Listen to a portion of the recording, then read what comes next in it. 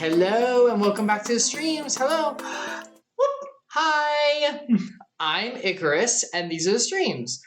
Welcome if this is your first time. Welcome if you're back. We're going to Final Fantasy 14 together, or Final Fantasy Funtime 14, or as we call it. My cousin Epsilion and I go through it together. We've been going through all of the story together. We've done this ever since Stormblood. We did the rest of it together, but it was off stream. It was before I was ever doing this. So this channel was ever created. So just letting everyone know, spoilers, the way that spoilers work is no talking about what we haven't seen. We're in Shadowbringers, finally. And so we're at a certain point. If you see us in there, if you know the story, you should know where we are when you see it. We just got to the town of pleasure and all that with Alfino, if you know where that is. But everything before that, all the expansions before, standard game and all that, is all up for talking because it's a narrative, which is the reason we're here, actually, because we really like the narrative. So all that's up for grabs. That's spoiler. I'm so sorry. Feel free to leave if you need to, but I just wanted to let you know about that. So, yeah. As for backseating, feel free all you want. Don't care.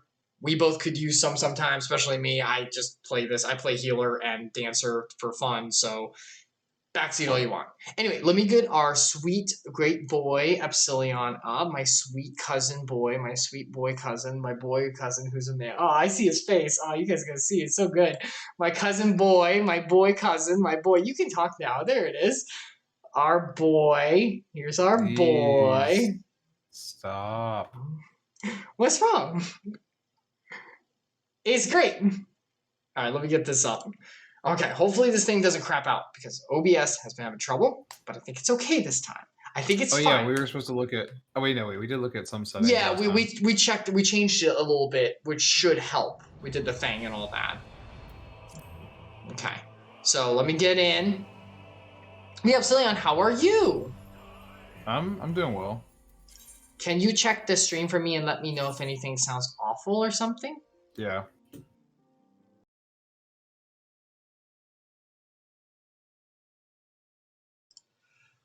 All right, we're back. We're back. From now on, I'm going to have to be very, hold on, I gotta get you up because you're frozen, but that's okay. It's not you. It's not anything on your side. Okay, there we go. There we go. We're good. You're moving. Okay, so from now on, I have to be very careful about Final Fantasy 14. I have to get the game up before OBS and have it running before then. Because I think we changed it to borderless window, which could have been an issue as well. But it doesn't like it. It doesn't like it at all. And it used to do that for other games too, but I played Frontiers recently and it didn't do it. I think I did One Piece recently too, and it didn't do it. So 14 is just having an issue. It depends. It probably is the Windows 11 rendering engine, since you're on Windows 11 now. And it's probably that the way those newer games render are using DirectX 12 Ultimate or whatever, probably if they're using DirectX, or they're using Vulkan. But the way they get the way their window gets rendered, the frame gets rendered to the screen, is probably using the newer standard that Windows 11 was pushing for, and Windows 10 supported, but it wasn't optimized well, and now it's optimized Windows 11, and Windows 10's earlier style of frame rendering is kind of not really possible against the Windows 11 technically. It does it, but it does it with some really crappy simulation on top. So you're switching to borderless windowed instead of full screen, and having that setting we talked about last time should hopefully fix this. But if it doesn't, then yeah, Streamlabs just has to update, and I don't know when they'll get around to that. I found something I can show over the after stream too to help help with something else maybe might be a problem, but yeah, for now we're good. It's running. It's great. Hello, everyone. Sorry about that. This will be edited correctly for YouTube. What fun. But yeah, so for now, we are here. Hello, everyone. Hello. How is everyone today? Epsilion, I didn't get to ask, how are you? Because I did not get to hear the answer before everything crapped out. I'm doing well. Okay. All right. So we are here. So the reason for the delay is I was trying to listen to see if your music was playing on the game. Good. So I was just waiting for Thank you to stop talking because I could hear you 3 times, basically, or like 2-ish times. It was weird. There's the delay was making my head feel like there's like a chambered echo effect. I got Anyway. you. Also, look behind you. Do you see that cliff up there? The outlooking cliff, like out there in the distance. Yeah, Like, I'm looking at your screen. Okay, you see that cliff? Does that not spoiler-ish for Bleach? Does that not look like where the Rukia was going to be executed? That overlaying cliff? Yeah. I don't know. I just thought about it. I was like, oh yeah. Well, it's not like over like a town the same way, but yeah. No, well, it's almost over a town. I mean, it's close. I thought you were gonna say with the god ray shooting down at it, you were gonna say, doesn't this kind of look like Pride Rock? I was literally just thinking Pride. Okay, so we are here. We are in Shadowbringers. We are with our boy Alfino. We are at a town, which there is a big, amazing town inside there who's all about pleasures and self-indulgences. And this is a terrible little shanty town where barely anyone gets to get in. Think your standard tween romance dystopian novel, and you got the idea of what we're going for here. Like, Maze Runner, Hunger Games, that kind of stuff. This is called the Derelicts. And then inside is like I forgot what the name of the place was. Yulmore is the name of the town. Yulmore. These poor staffs have to live outside, hoping that the gates open. The region that we're in is called Colusia, I think. Yeah, and then that's in Norvrant. Gosh, okay. So yeah, there we go. So we are here. We are in a different world. We met Alfino. He's back. Yay. We have to get these people's help because we need to stop the world from being engulfed in light and the bad things that are attacking. So these people are like, maybe we can get them help because they have a lot of resources, but they're probably self-indulgent and won't listen. But Alfino has an idealistic mindset. So we're going to go with that and see if we can get in. Hooray. And so here we are. So we're going to try and do that and help this area, and hopefully it won't go downhill and be terrible. So that's where we are. Epsilion's a Lancer. I'm a Dancer / White Mage whenever we actually get into the hard stuff. Okay, here we go. Usually we do joint content. Yeah, that way we can actually, get into, a dungeon, because 2 DPS is asking for it to be that's asking for us to sit here and talk philosophy for the next 2 hours. Which we usually do anyway. Which we will do, but then we have to force it. Yeah, yes, it's up to our choice, our discretion right now. All right, here we go. Welcome to the city of final pleasures. Feel free to weep at its magnificence. These do not rhyme anymore. You guys just gave up. No? I don't think they're really committed in the beginning. And just they almost were. They were half committed. It was like luck, it just kind of happened to work, and they were like, yeah, we don't really care that much about this dialogue, though. It's not important. No? Not even a single tear? Okay, well, you stink. Moving right along, then. Tough crowd. Our first task is to register you as residents. Make it all nice and official. We'll smooth the way, so you just need to put your happy faces and head through to the joyous hall. The Bureau of Immigration, oh boy, is in the first room on the left side of the passage. Declare your name and occupation in a nice loud voice. The clerks will tell you where to go from there. Oh, and pay no mind to those folks off to the side of the road. Much like the hopefuls in Gate Town, they haven't earned the right to enter the city proper, so they're dumb. If, however, you enjoy basking in the envy of your fellow man, then by all means, take your time.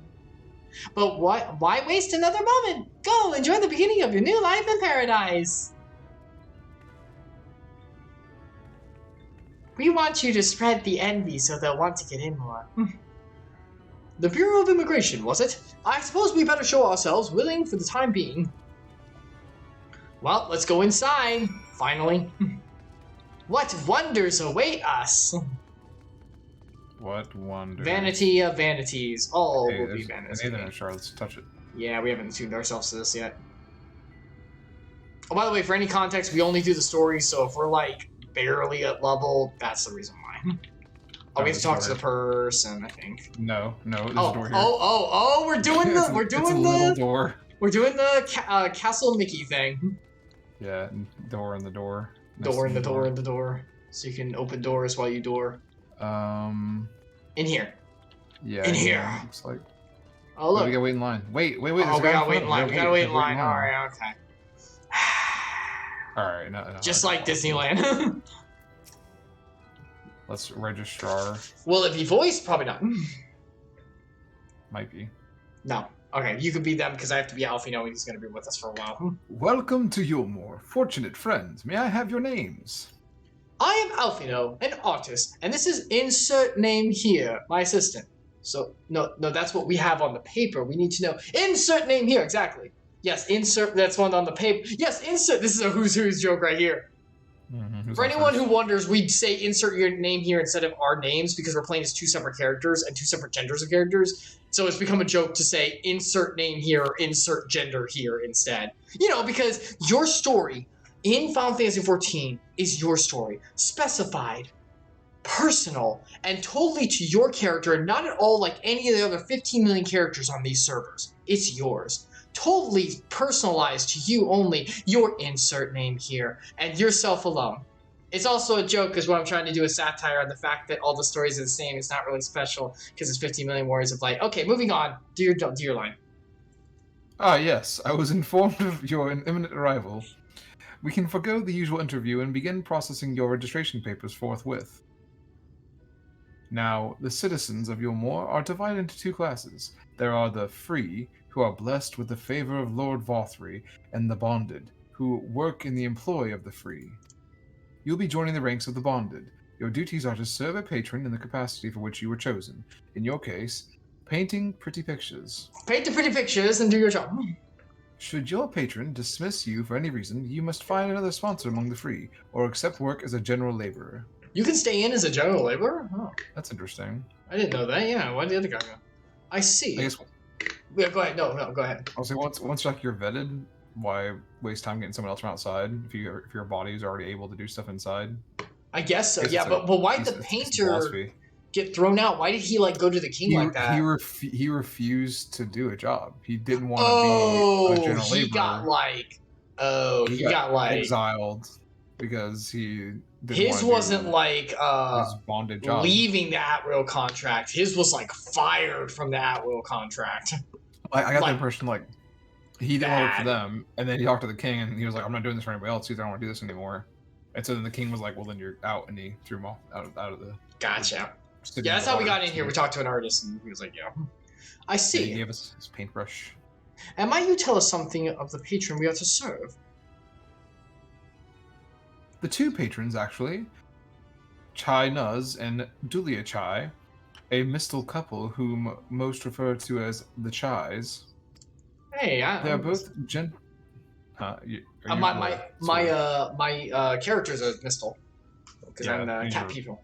Yeah, they are both gentle souls, but I would ask that you conduct yourself with respect and humility for your own sake as much as theirs. Now, a moment, please, while I complete the relevant paperwork.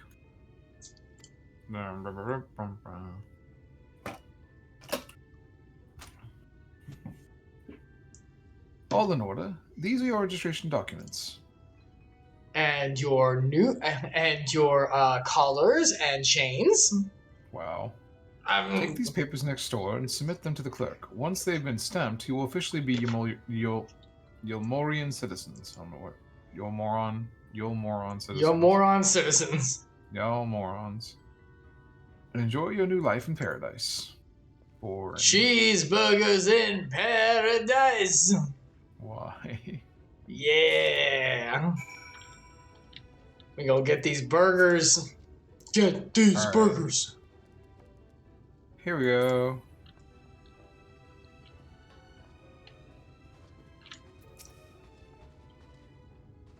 Welcome to the prayer of restoration. Papers, please. What? Papers, please. Papers, oh yeah. Papers, please. Papers, please. I've heard this is a good game. I've never played it. It's short. It's interesting. What have we here? Alfino artist. Insert name here. Artist assistant. To be employed in the service of Lord China's and Lady Dai Chine. Yes, everything seems to be in order. Your registration is hereby approved. I think it best we deliver you to the Chine residence before... I did not hear it as China's. This is the first time I said that one. Oh god. The Chinas! Welcome to the China's work labor force. All the Chinas. The heck? You smell hideous. What, me?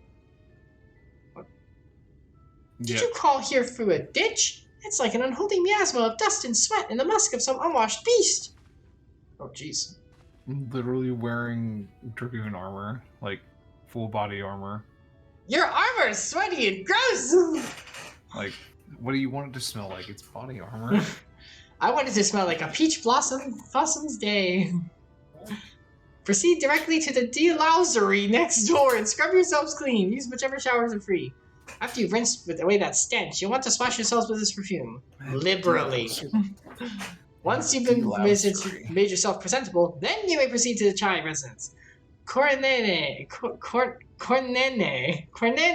the guard by the stairs will give you the word. Cornene. It's like banana, but with more ends. I didn't realize we were so romantic. All of us were like, ooh. I'm not. That's you. Your character did that. Mine just was like, meh. Oh, your character doesn't care. No, he was like looking at his hands. Like yours did like a little foot lift and like it was kind of cutesy. Mine was just like, wow, I don't see what the problem is. I don't give a I'm a dragoon. Oh, shower scene. Should I censor this? Yeah, you gotta turn off the camera for a second now. Oh yeah. Wait, where is the shower at? Oh. You rinse yourself clean with stream water. This is a black screen. This isn't showering. Why are they doing the visual novel bull crap here? I'm watching it from my angle. Wow, this is interesting. What? What the heck? Did you see something? Ooh. Mine was a black screen. What? What are you talking about? I don't know what you're talking about. Oh. What? I don't know what you're talking about. What? Oh. What? I didn't watch anything. You suck. You're like, what is this? No, what is this? Yeah, you can watch me in there. It doesn't do anything. It just shows your character staying outside. I know, it stinks. What's this visual novel garbage? No, that's the whole point. We're supposed to get cleaned up, not stink. I know. Oh, I know. So let me say it. I don't want to see my character scrubbing himself. That's weird. There also was the other person in the shower that you. I did. It was like it was a guy. I don't care about that. Oh, is it? Oh, that was a lady because of the long hair. Nah, it's one of those threw me off. Pretty boy long hair guys. What? Wait, right. oh, we're supposed to go talk to. Oh, we have to apply the perfume. Oh. Yeah, so always apply it. Is it in this room? No. Click on it in the quest on your top right. Okay, right here. Look on my screen. Right here. Yeah. Right here. What is that? You have to click on it. It's like right I've up there. never seen them do that yeah, that's so weird. Roses fill the air. Roses. Red light. Now I talk to Alfie. Rose. Oh, you showered and dressed already, have you? Is it not? That is to say, it seems rather exposed for one's ablutions. Does it not? Oh, he doesn't want to go in the shower because it's like barely covered. He's afraid to be in a public bath. He's a never nude. Alfino's a never nude. Yes, Alfino the never nude. Which one do you want to say? Oh my gosh. Would have been drying her hair by now. Her up shower stinky. I don't hate Alice. You have to go with Einstein. I mean, you have to go with Einstein. I actually want to. I don't know how they say, but you have to do Einstein. You have to call out your colleague. I'm gonna do Estinian. Mine said, wouldn't she just... Very well, I shall endeavor to emulate her boldness then. Courage, Alfino! I love that. That's super.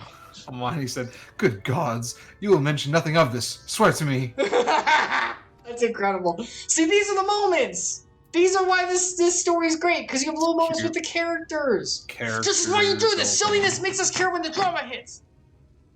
Stories do that. Western media do that. Stop making everything serious. What are you complaining about? Because Western media used to make everything so freaking serious and it's dumb. I don't think you're watching good stuff then. Marvel does it. Yeah. But Marvel and Star Wars are the only two who doesn't. I just watched a movie yesterday. Yes, but that's Marvel. And Marvel's based on comics but have a lot of silliness in it. All the movie was like retroactively emotional connections. Yes, but that is Marvel, which is based on a comic, which is supposed to be silly in some ways, of course. But normal Western media and movies are all about the No. Like the comics. No, when I say silly, I don't mean stupid. I mean lighthearted. jovial, have I mean, moments of there's silliness with each jokes. other. Marvel Comics, there's jokes, but most of the time it's actually pretty serious. It is, The but story, there's like the story takes itself very seriously, and sometimes there's like, it's like more like retrospect, like, oh, this came out like 20 years, 30 years ago, and oh gosh, now 15, 60 years ago for some of them. Some of the stuff that's getting pulled now, but look at this. It's like it's too stupid. Like Thanos copter, that was too stupid to put into Endgame or to put in Infinity War. So you know how they got it in there?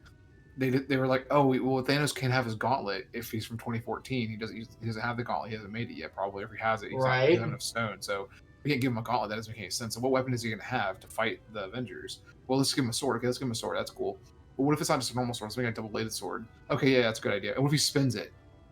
And it was like, wait, is this just the Thanos copter's blade? Yes, it's the Thanos copter's blade. Okay, so there's like a fan joke. Then they asked, I think it was someone in the production group, like the design, and they're like, yeah, it's a loose reference to the Thanos copter's blade. Basically, is what it's supposed to be. Oh, that's cool. Because in the comics, like one of the comics, the opening is him flying around in a helicopter in New York, and it's a yellow helicopter. It looks like a cartoon helicopter, like typical you would see. And there's just Thanos inside of it in real big. It's like it's so cheesy and cartoony. And it made, like at the time, no one gave a crap. I was like, oh yeah, he's flying around town to like see stuff. Like that was how they decided to depict him getting around, not something epic like him flying because he has the power of flight or something. Because he doesn't have the power of flight, but that was how he chose to get around on a terrestrial, level without having to fly in a spaceship or whatever. But if they'd done the movie, had been too cheesy. So they instead of doing that, they had a loose reference to it. So that kind of stuff is like, it takes a long time. That's my point. It's like it takes a long time to get to that point where this thing was taken very seriously when it happened in the comics, but now it's like that's so stupid. Let's make a joke about it. But like what I'm saying is, you have derived like storytelling like that. Like it's not the original source material. It's a lot easier to get away with that. It depends what you're talking about, like what franchise or what.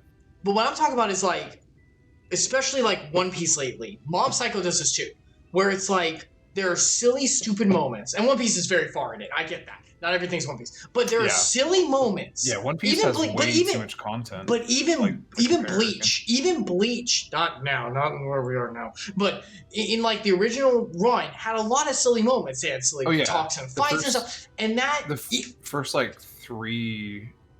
Well, first. I don't know in the manga what you call it, but in the first. No, everything up to where the original anime ended had silliness. It all did, even in the. I can't spoil. Even in the later parts with the big fight against you-know-who and stuff, there were silly moments. Now, they went a little too far with some of it. Oh, Maida.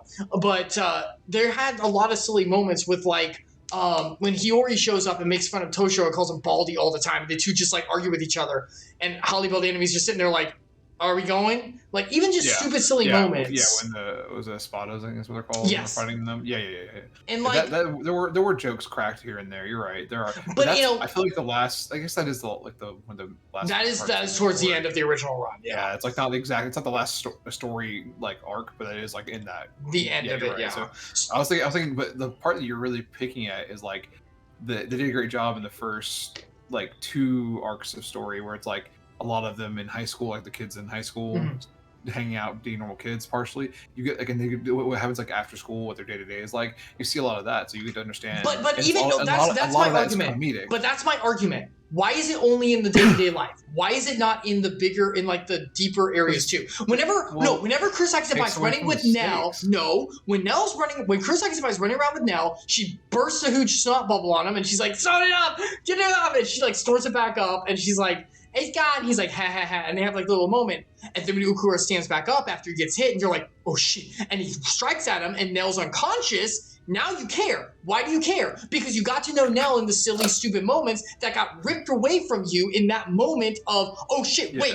Like real life. Real life, shit hits you hard. You have the silly moments with friendship, kindness, fellowship that gets ripped from you in reality, and you have to deal with it. That's why that matters. You care about characters because you've been through that.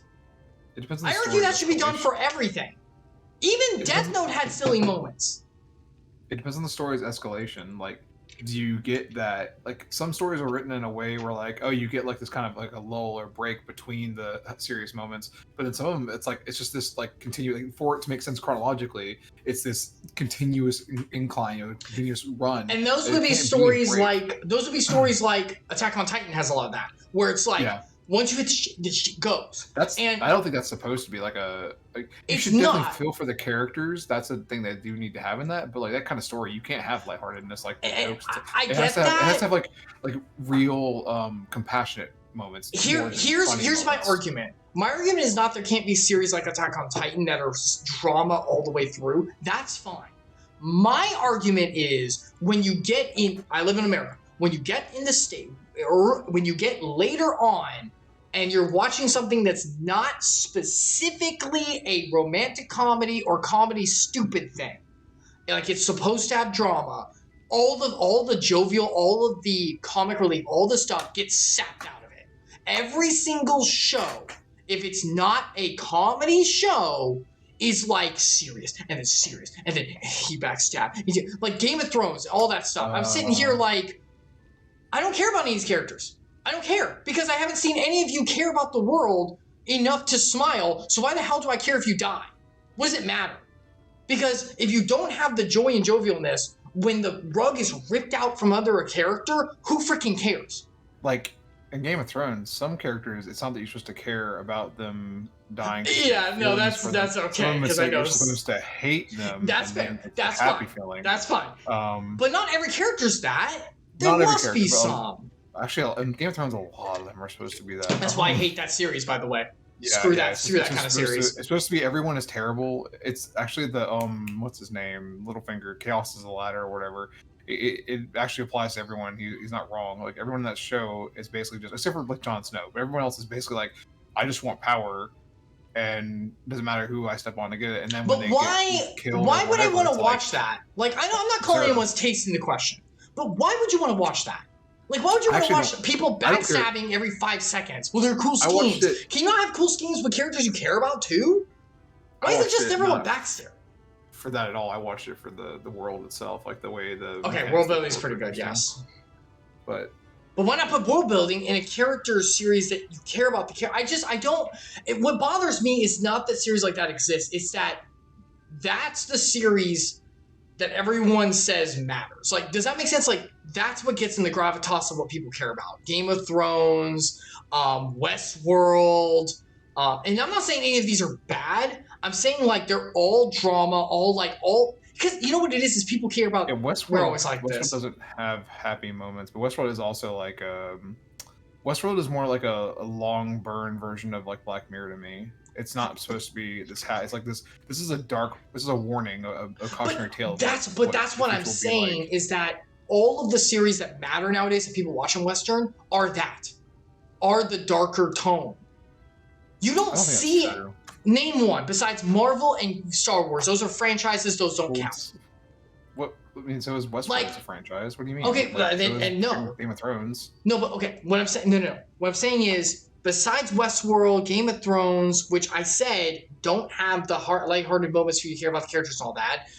Marvel and Star Wars have it, but they were founded on already created franchises about heroes and everything. Push those to the side because I'm not counting those because they're already made outside of today's time.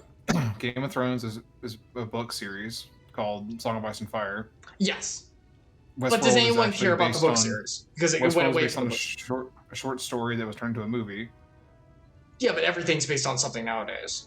Like, okay. What's your point then? Okay. What are you saying? Like, you're saying you have to discard them because they have something they're based on. The majority of people do not care about the books of Song of Ice and Fire. They care about Game of Thrones. I don't know if I agree with that, but really, you think most of the people who watch Game of Thrones read the books? Not most people. I know a lot of people do. A lot do. A lot of people got into it. A lot of people got into the series because they'd already been reading Game of Thrones. They wanted to see. But the series went its own. They wanted to see. But the series went its own way. Yeah, that's the problem. Well, that's also why the end of the series is trash. Yeah. But like, no that spoilers. Kind of don't bother watching if you haven't yet because it's awful.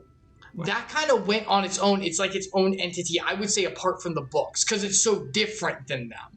It is its own media on its own because of how different it is. I don't think there's anything wrong with that type of storytelling. I actually really like Westworld. There were like season 3 was a bit rough for me because I think that the pacing I've never seen it. Switched some of it. Yeah, I know you have. I'm saying in general for me that was the only part I had a problem with. Everything else, that series is awesome. Like I think it's very high level, cerebral, where you have to like the way you have to like interweave the way they interwove stories. So you have to like, kind of like try and follow these different threads. It's very difficult compared to other like series I've watched. So I thought that was very interesting. Kept me on my toes, kind of thing. It was very interesting to watch that. And I'm not saying. And I actually felt for the characters too in that series. I'm not saying that that's the one thing that drove me to watch it, but like the character arcs, there are ridiculous character arcs in that series. Actually, just in the first season alone, there's an insanely huge set of character arcs in that. That if you actually understand how the timeline works, you'll understand that those characters have changed quite a bit, and they're very interesting, compelling characters. And without having to have any, like, yes, there are like a few, like, oh my gosh, the guy who plays Trevor in GTA is in it, and he's definitely supposed to be like a comedic relief, and he's like in it I think he's in every season except for maybe 3. Maybe it wasn't 3 even, but it must have been a short role. But do the main characters have comic relief in their own lives? Do they have lively, silly moments? Yeah, because that's another argument I say is that like a little bit, but not the way. I don't think it's quite as they don't last as long. They don't have as much punctuation as what you're talking about. I don't think, but I feel like you still develop a feeling for who these characters are and what they're like and like their motivations. You do get that without having to have those.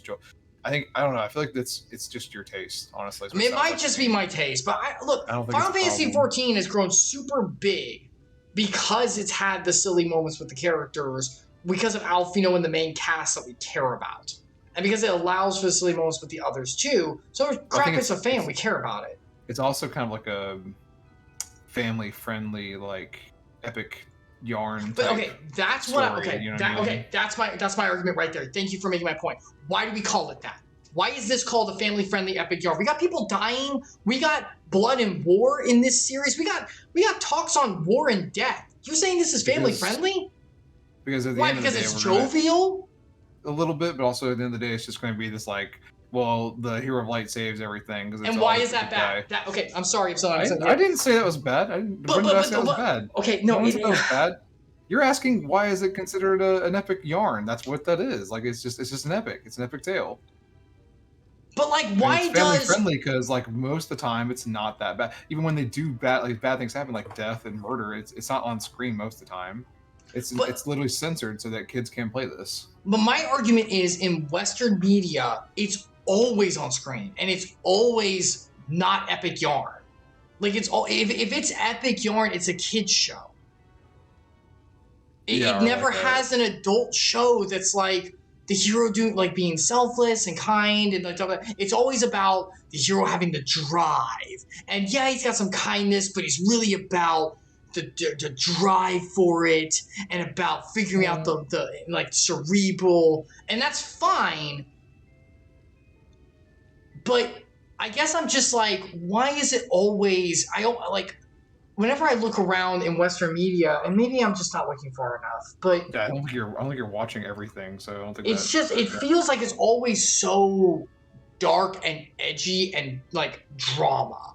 It's always about who backstabbed who in this episode. What new development happened because someone's selfishness of something and something like that. And it's like, where's the like meekness and like the like pushing forward of like, hey, this happened, but forgiveness was given. Look at this transformative thing that was done because of that, because the main character exemplified it. And it has some of that, but it's like so small. I mean, maybe I just have a child's mind because I do like shonen battle and stuff, and maybe it's just not my kind of thing. I can't think of anything that really like. I mean, like meekness. I guess the meekness is actually you brought up Game of Thrones. Jon Snow is kind of a meek character. I'll give you him. In a sense, like he starts off as a nobody, literally, and has no reason to be a hero, but he turns into a hero because he has a good heart, kind of thing. That's actually that character. That's great. Like that's fantastic. But it just seems like every show is like. The main character is some jaded cop or something who's given up, but who kind of still has a little bit of a code. Is this like a problem with like your parents are watching like the procedural cop shows on national television? They don't watch this stuff. They don't watch this stuff. I see the commercials for all this. Oh, then that's okay. You're just watching those commercials because like a lot of that crap on national television is like meant to be like okay, we know this is an established formula that works. Just keep making more of this content.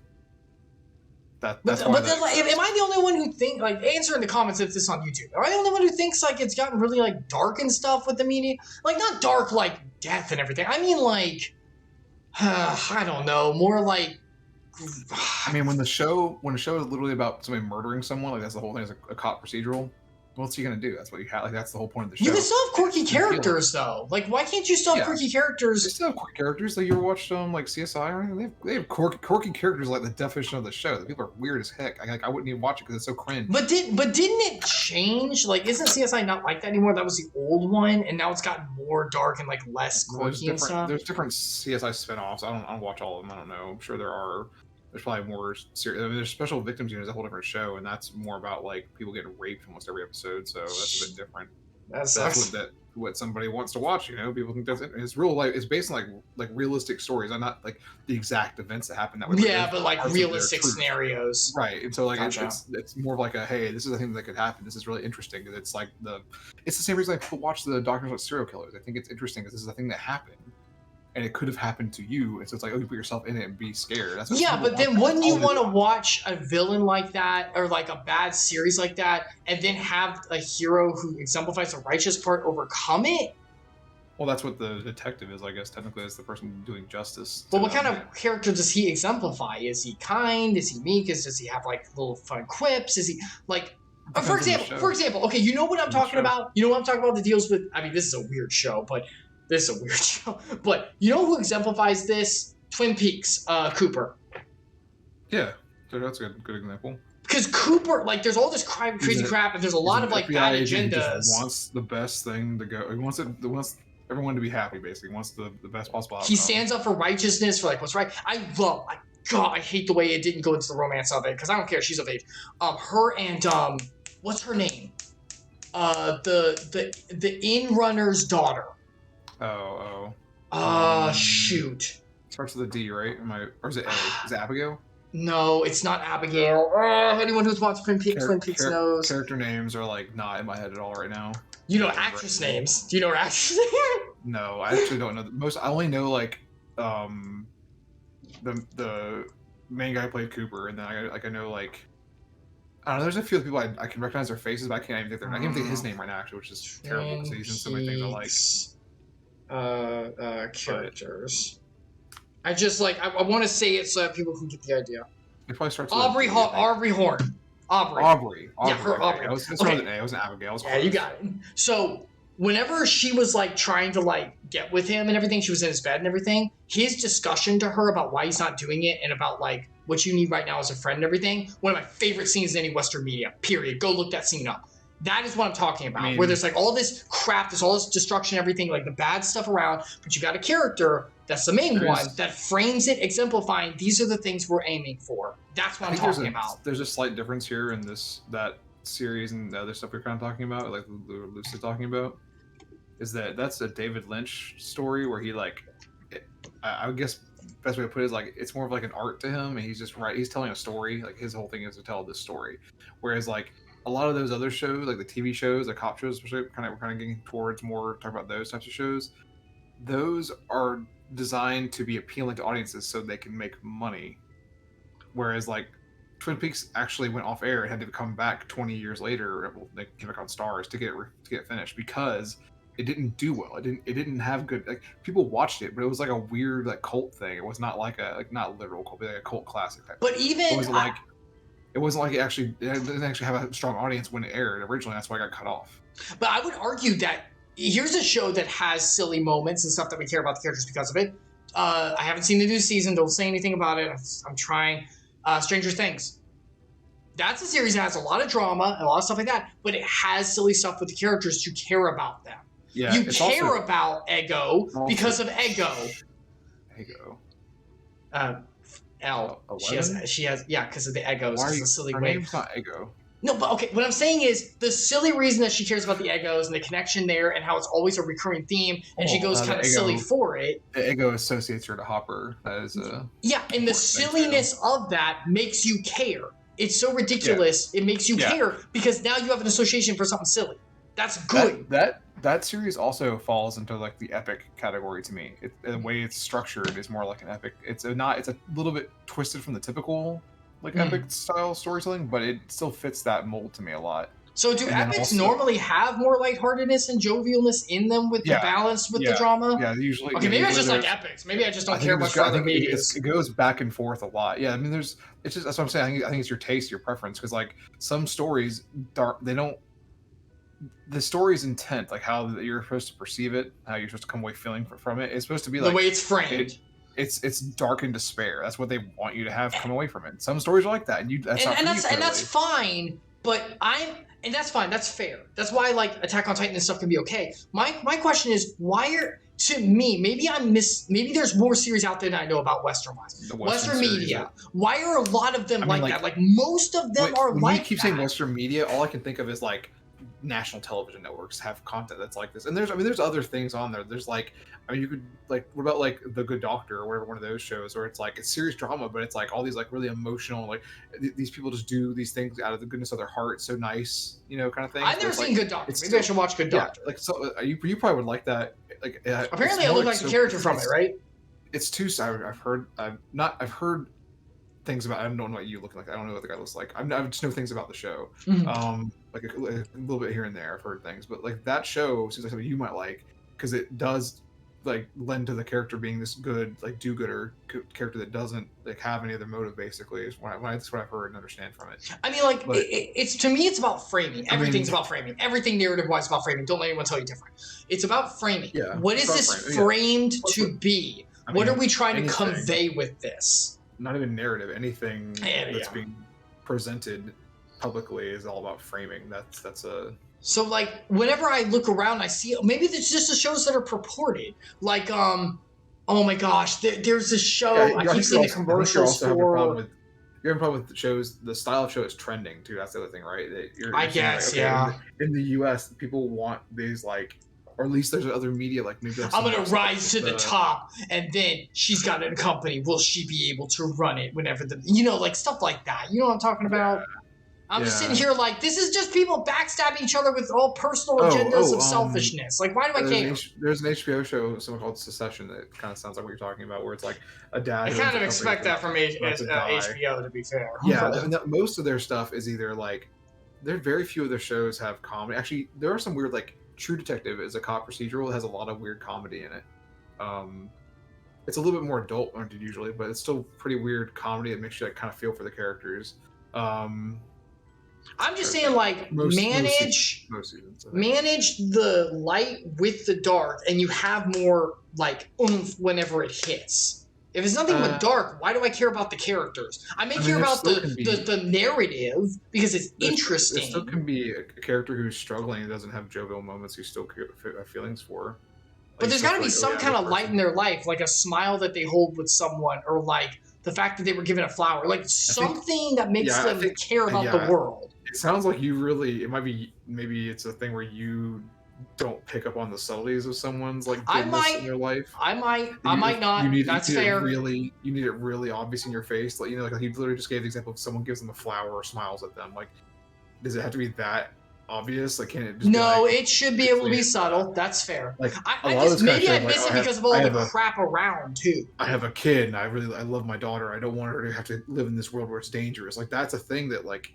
That's exactly what you're talking about. But it's not in your face all the time, so it's like, okay. But where's the moment where she spends with the kid? Where's the moment where they spilled the glitter and now he's got glitter pants and they laugh at him? Like, where's the moments of me seeing? Like right after they've resolved the issue at the end of the episode, and like a cop procedural, it's like the last 2 minutes of the show, and it's like them. Oh yeah, we'd be happy family. But right why now. Save it there? Why not tomorrow, like have tomorrow it there'll be another murder. We'll have to go back into the whole dark part of the story. But I'm saying, like, if for me to care about a character, I think it's better to have the sillies in there, like in the story, so that it's naturally, and then whenever the shit hits, you're like, oh, right. No. Icarus, why don't you tell me how do they write this into the story where they're in the middle of a crime scene, they're investigating a double homicide, and somehow the kid's there and just spills glitter on the detective. Not during that scene. Like, what do you mean in the middle of it? Like, it's not the middle of the episode, but it's in the middle of the story because it's at the end of an episode. I got it. Like, guy flips over his notepad. I got it. I got you. I'll take that challenge. Dad flips over his notepad. What's wrong, Chief? Shows the notepad covered in glitter. Yeah, she was playing with it again. There you go. I mean, there you go, right there. 2 seconds of a scene. Eat that. And then that's the scene that's at the end of the end. It's the first episode of the next season I guess that works. And that's how they're explaining that this actor is no longer going to be in the show anymore, and they had to fire him because he's an inept cop or an inept detective, and they have to get a new guy to be the main character. That's Why how does that that would make go him down. inept? So He has a ridiculous. daughter who loves him and like messed with his Why would he notepad. let her get near his notepad? Because they're a and use family. it Do for you his not? detective If work? anyone has kids, tell me that they do not mess with your stuff. If I had children and they were allowed to touch my laptop work, I would get in serious trouble. Like, that's not at all possible. There's no way they could touch my laptop work ever. Maybe the kid's brought into work some days because dad has to work late, but he still wants to spend time with the kid. Yeah, there are definitely episodes and shows like that. And maybe she becomes kind of like That's a community child of the precinct because she's brought in so much, so now they all care about her. Yeah, there's definitely shows that have that happening. It's not like an original idea you just have. It's not. But I'm saying, why isn't this done? I can't think of. It does. Not every show does it. Like, you need every show to be exactly the same. I need every show to have some kind of caring and lightheartedness for the characters for me to care. If they're always sad, then what's the point? Yeah, I think this is your personal taste thing. I think it's a personal taste thing. Some people want it to just be a bleak thing because their life doesn't have anything to be worried about. Some people don't give a crap. Like, that's not their what they desire to see in the entertainment. I mean, everyone's allowed to have whatever entertainment. It's entertainment for a purpose. Everyone can enjoy it. Entertainment's entertainment. It's just entertainment. So I'm just like, man, that's why I watch more anime than the other. Plus, I like powers and stuff. But that's why I think I watch more anime than Western, because a lot of it I feel like, and maybe I'm wrong because I need to see more, and I'm so happy to watch more Western if it has more. But most Western shows, I think, don't do that. That's my point. So, I mean, I like Guys Zombie because they had a lot of silly stuff. It wasn't a good show. I just finished watching Lucifer because I've been meaning to watch. I want to watch Sandman on Netflix. Lucifer added. Yeah, I knew you were gonna hate this, but it's actually not. It's weird. It's definitely not like. It's got some Judeo-Christian things in it, but a lot of it's like it's got weird. It's got stuff like Lilith in it, which I don't. Yeah, no, that's not. That, yeah, not really. It's an apocryphal or whatever, I guess, technically, but it's not. It's never known any denomination to believe in at all as a real thing. So like, there's stuff like that. And they talk about that, but also like they mention Jesus. They do like use it as like a like some people are Christian and they like pray to him, and sometimes they use it as like the JC saying it, like a expletive almost type thing.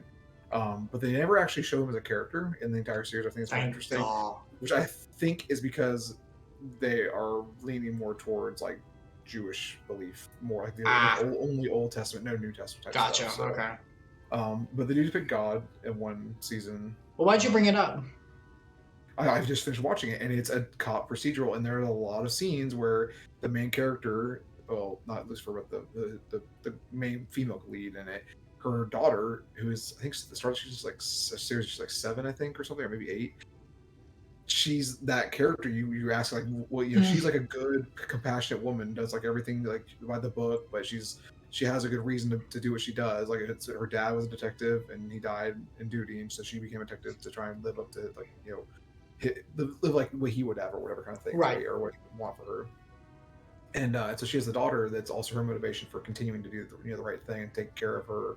And it gets later in the series, it gets more escalated than that, but like because it goes on. But that show actually has those like light moments, a lot of them. And it's not. I mean, I think that show is technically allowed to be considered a comedy most of the time.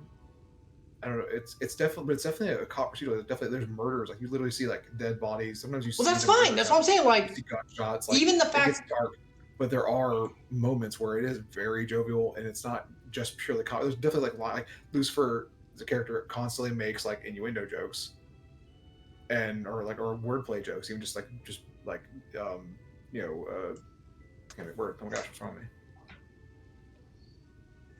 Oh, puns? Yeah, puns. Thank you. The word puns. Your favorite thing? Yeah, I can think of the word for some reason. Drawing a blank.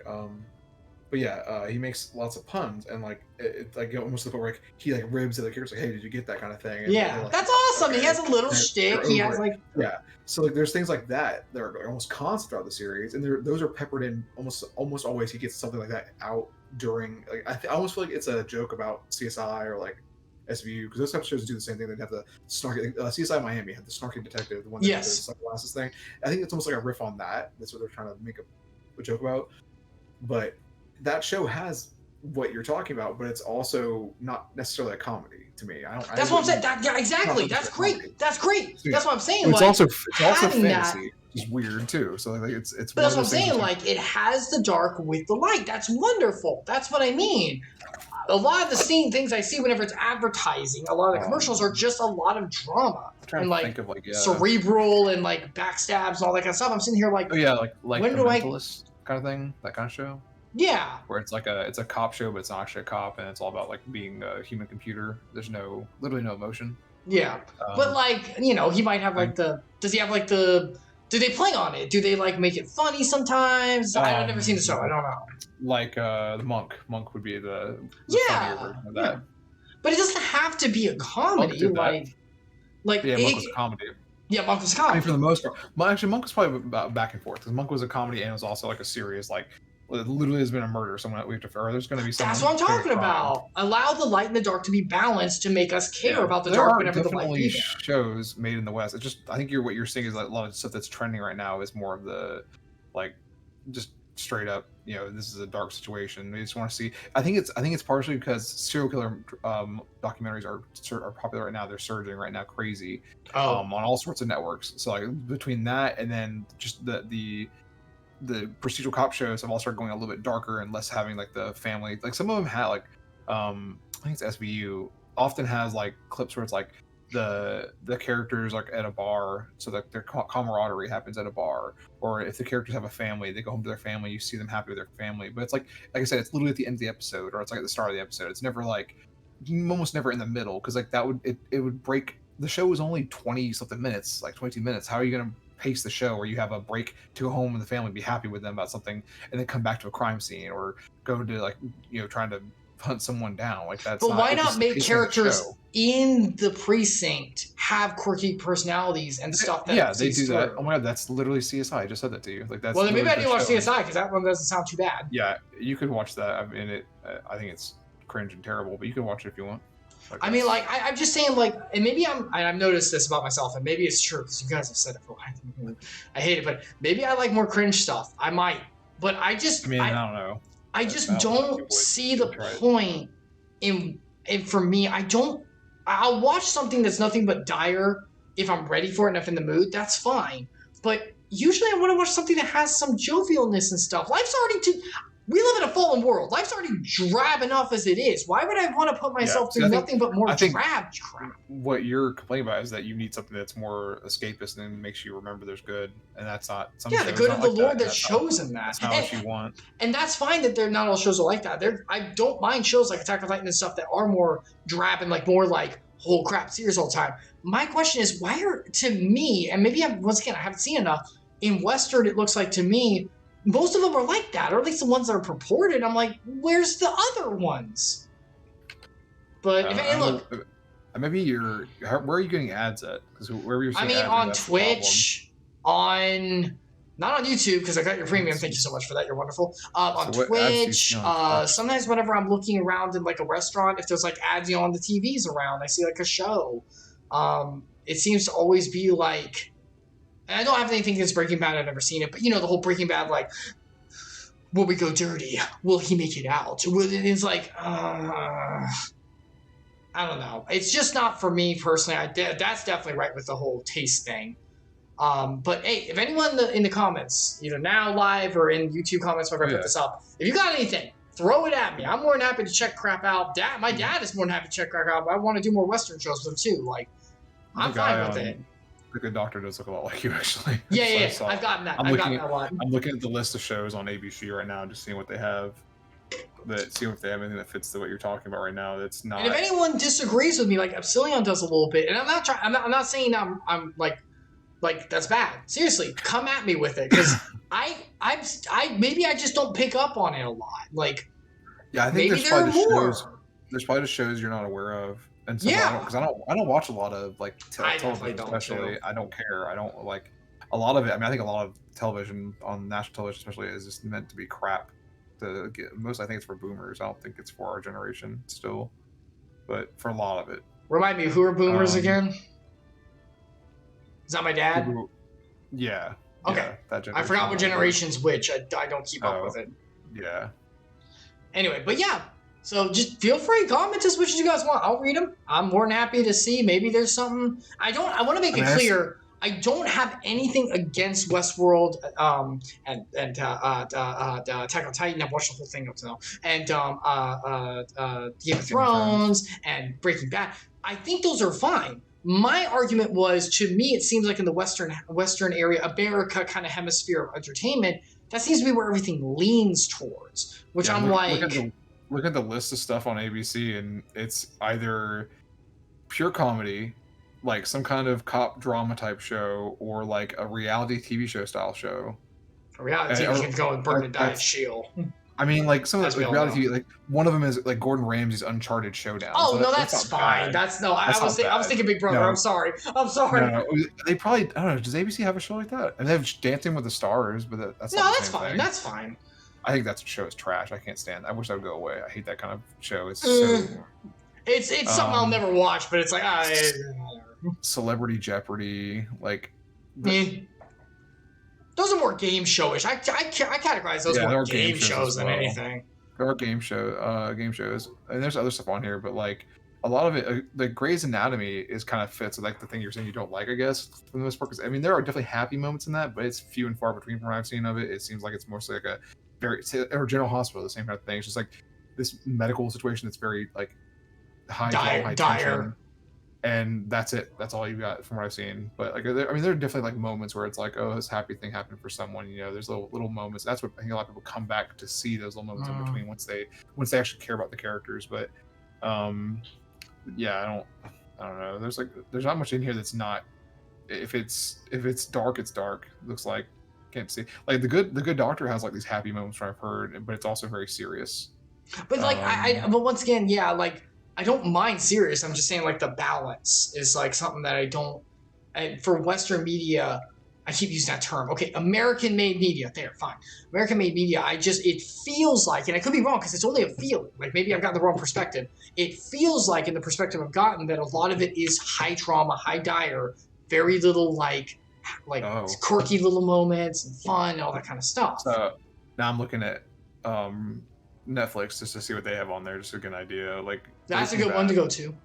Breaking Bad fits your hatred thing, because Breaking Bad like has jokes, but it's mostly it does have it's the same like X-Files. Like a lot of the stuff in there it goes a little bit both ways, but like for the most part that is a. But I would argue X-Files has more silly stuff. Like Mulder's silliness has. Breaking Bad has a lot of silly stuff. It's just not paranormal silly stuff.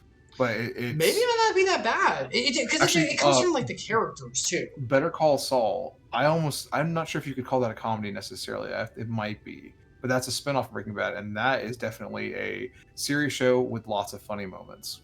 Okay. Actually, and I really like that show. I really got into that show. Can't wait to finish it.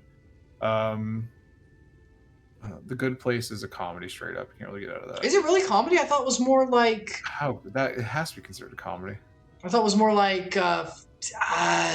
wholesome message, like feel deep. Wasn't it about heaven or something like that? One second.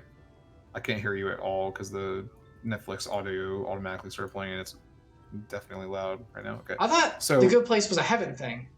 Yeah, it's about it. Well, so it's like afterlife in general, technically, but the Good Place is supposed to be heaven. Right.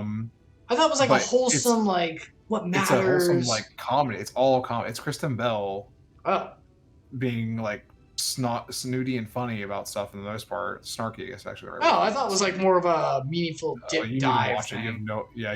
It's not The Good Place. The Good Place is definitely more, it's a comedy. It's listed under genres of sitcoms and TV comedies. That's all right. It's definitely a comedy. So that one I can't really... say is it good. I'm looking at Netflix. It's not Netflix original, so. Well, anyway, we should probably continue, but like that was just my argument, and I was just like putting it out there. I don't know all that much. Arcane. Arcane. That's a Western. No, I know. That's why I was like, Arcane's good. Arcane fits perfectly because there's definitely lots of happy moments. Yeah. You better watch it. I'm sorry. Our good buddy Charles won't ever let us watch it, and I don't have Netflix. Just turn it on when you go over there. He can't stop you. You could kick me out. I mean, we can. I'll join with you. I've already watched it, but I'll watch it again. That's pretty good. I've heard it's good. Yeah, I've heard it's great. I just haven't seen it. We used to play League. League. We used to play League, so we know. Yeah. But yeah, so if anyone has any comments or anything, feel free to throw them out. I don't have anything against those shows too. I want to make that clear. That was my perspective on it. I'm just curious to see how everyone's thoughts on it are. Because have you watched Gilmore Girls? I think you watched it with. I watched a little bit with good old Charles, but that's a comedy sitcom. It's a comedy sitcom. Come on. I don't know if it's a comedy. I don't find it funny, actually. That's so mean. Personally, it's supposed to be. So it's a romantic TV drama. Or romantic TV comedy potentially. It's on the border. It's a wholesome little sitcom. But primarily it's romantic. It's the show is considered, the actors they use are witty, intimate, and romantic. Well, romantic doesn't have to be love. It can be romantic, like the other term of the word. They're romanticizing the idea of living in the suburbs and being an elderly teenager woman. who's, well, don't say teenager, and who's. Oh, I was thinking something else. Oh my gosh. No, not Golden Girls. No, Golden Girls. Holy crap. Yes. Okay. Girls. Yeah. Gilmore Girls is good. Yeah, but that's a slice of life, as opposed to something like there's something going on. I mean, there's stuff going on. Well, no, okay. Like there's a problem to solve. Like not a problem of relationships. I think a problem of you don't like procedural cop type shows. That's what it is. That's what we're coming up to. Ooh, is this an Ultraman series? Okay, well, I'm gonna go watch that. Okay. All right. No, we're finishing this. Get back in here. We've gone on the tangent for too long. We've been on this for like half an hour. Let's go on to the next scene. Okay, so yeah, if anyone has comments, please throw them in there. All right, so Alfredo. Okay. So we took a shower. He had the funny little moment which made me care. That's how we got into this whole spiel. Okay, great. Love you, Alfredo, sweet boy. All right. Well, that was bracing. I believe that was bracing, that entire conversation. Very long, you two. I believe the lingering smells of the road have been successfully expunged, as well as our discussions upon the finer points of media and the framing of drama. Now, so we're going to present ourselves. He did. No, he did. We were talking. He just went in the shower. He didn't go in and spray the perfume. No, he did. It was on the scene. I saw it was like a little flashing. Okay. We were in the middle of our discussion. We were in the ramp-up stage. Okay. All right, so... No, it's this way. Oh. That's the way out. Wait. Oh, yeah, that's the exit. Oh, jeez. I got turned upside down. Thanks. Ooh, I'm fast now. Yeah, super fast. Let's get to that story that we've been collecting for the past 30 minutes. There he is. Wait, I can go up. I'm just going to go into town. Forget it. No. Wait, this is the exit. That's the exit. Oh, that's the exit. No. That's the exit. I was going the right way to get in town. We have to talk to this guy to go upstairs. Cornene. Good old Cornene. Yeah. You could be Cornene. You're looking to present yourselves to the Chires, are you? Let me explain how the city's laid out then. Imagine 3 layers, one on top of the other. This layer here is called the buttress. Above us is the understory, where the military has its headquarters. With the underwear's held. You've got the canopy, which is where the free citizens of Yulmore spend their days. So if you want to find your new patrons, you'll need to keep climbing until you run out of stairs. Then look for the Grand Dame's parlor. They'll be in there, like as not. Like as not. No, I literally don't know what that sentence said, so... Wow! Or we're gonna keep going upstairs until we run out of stairs.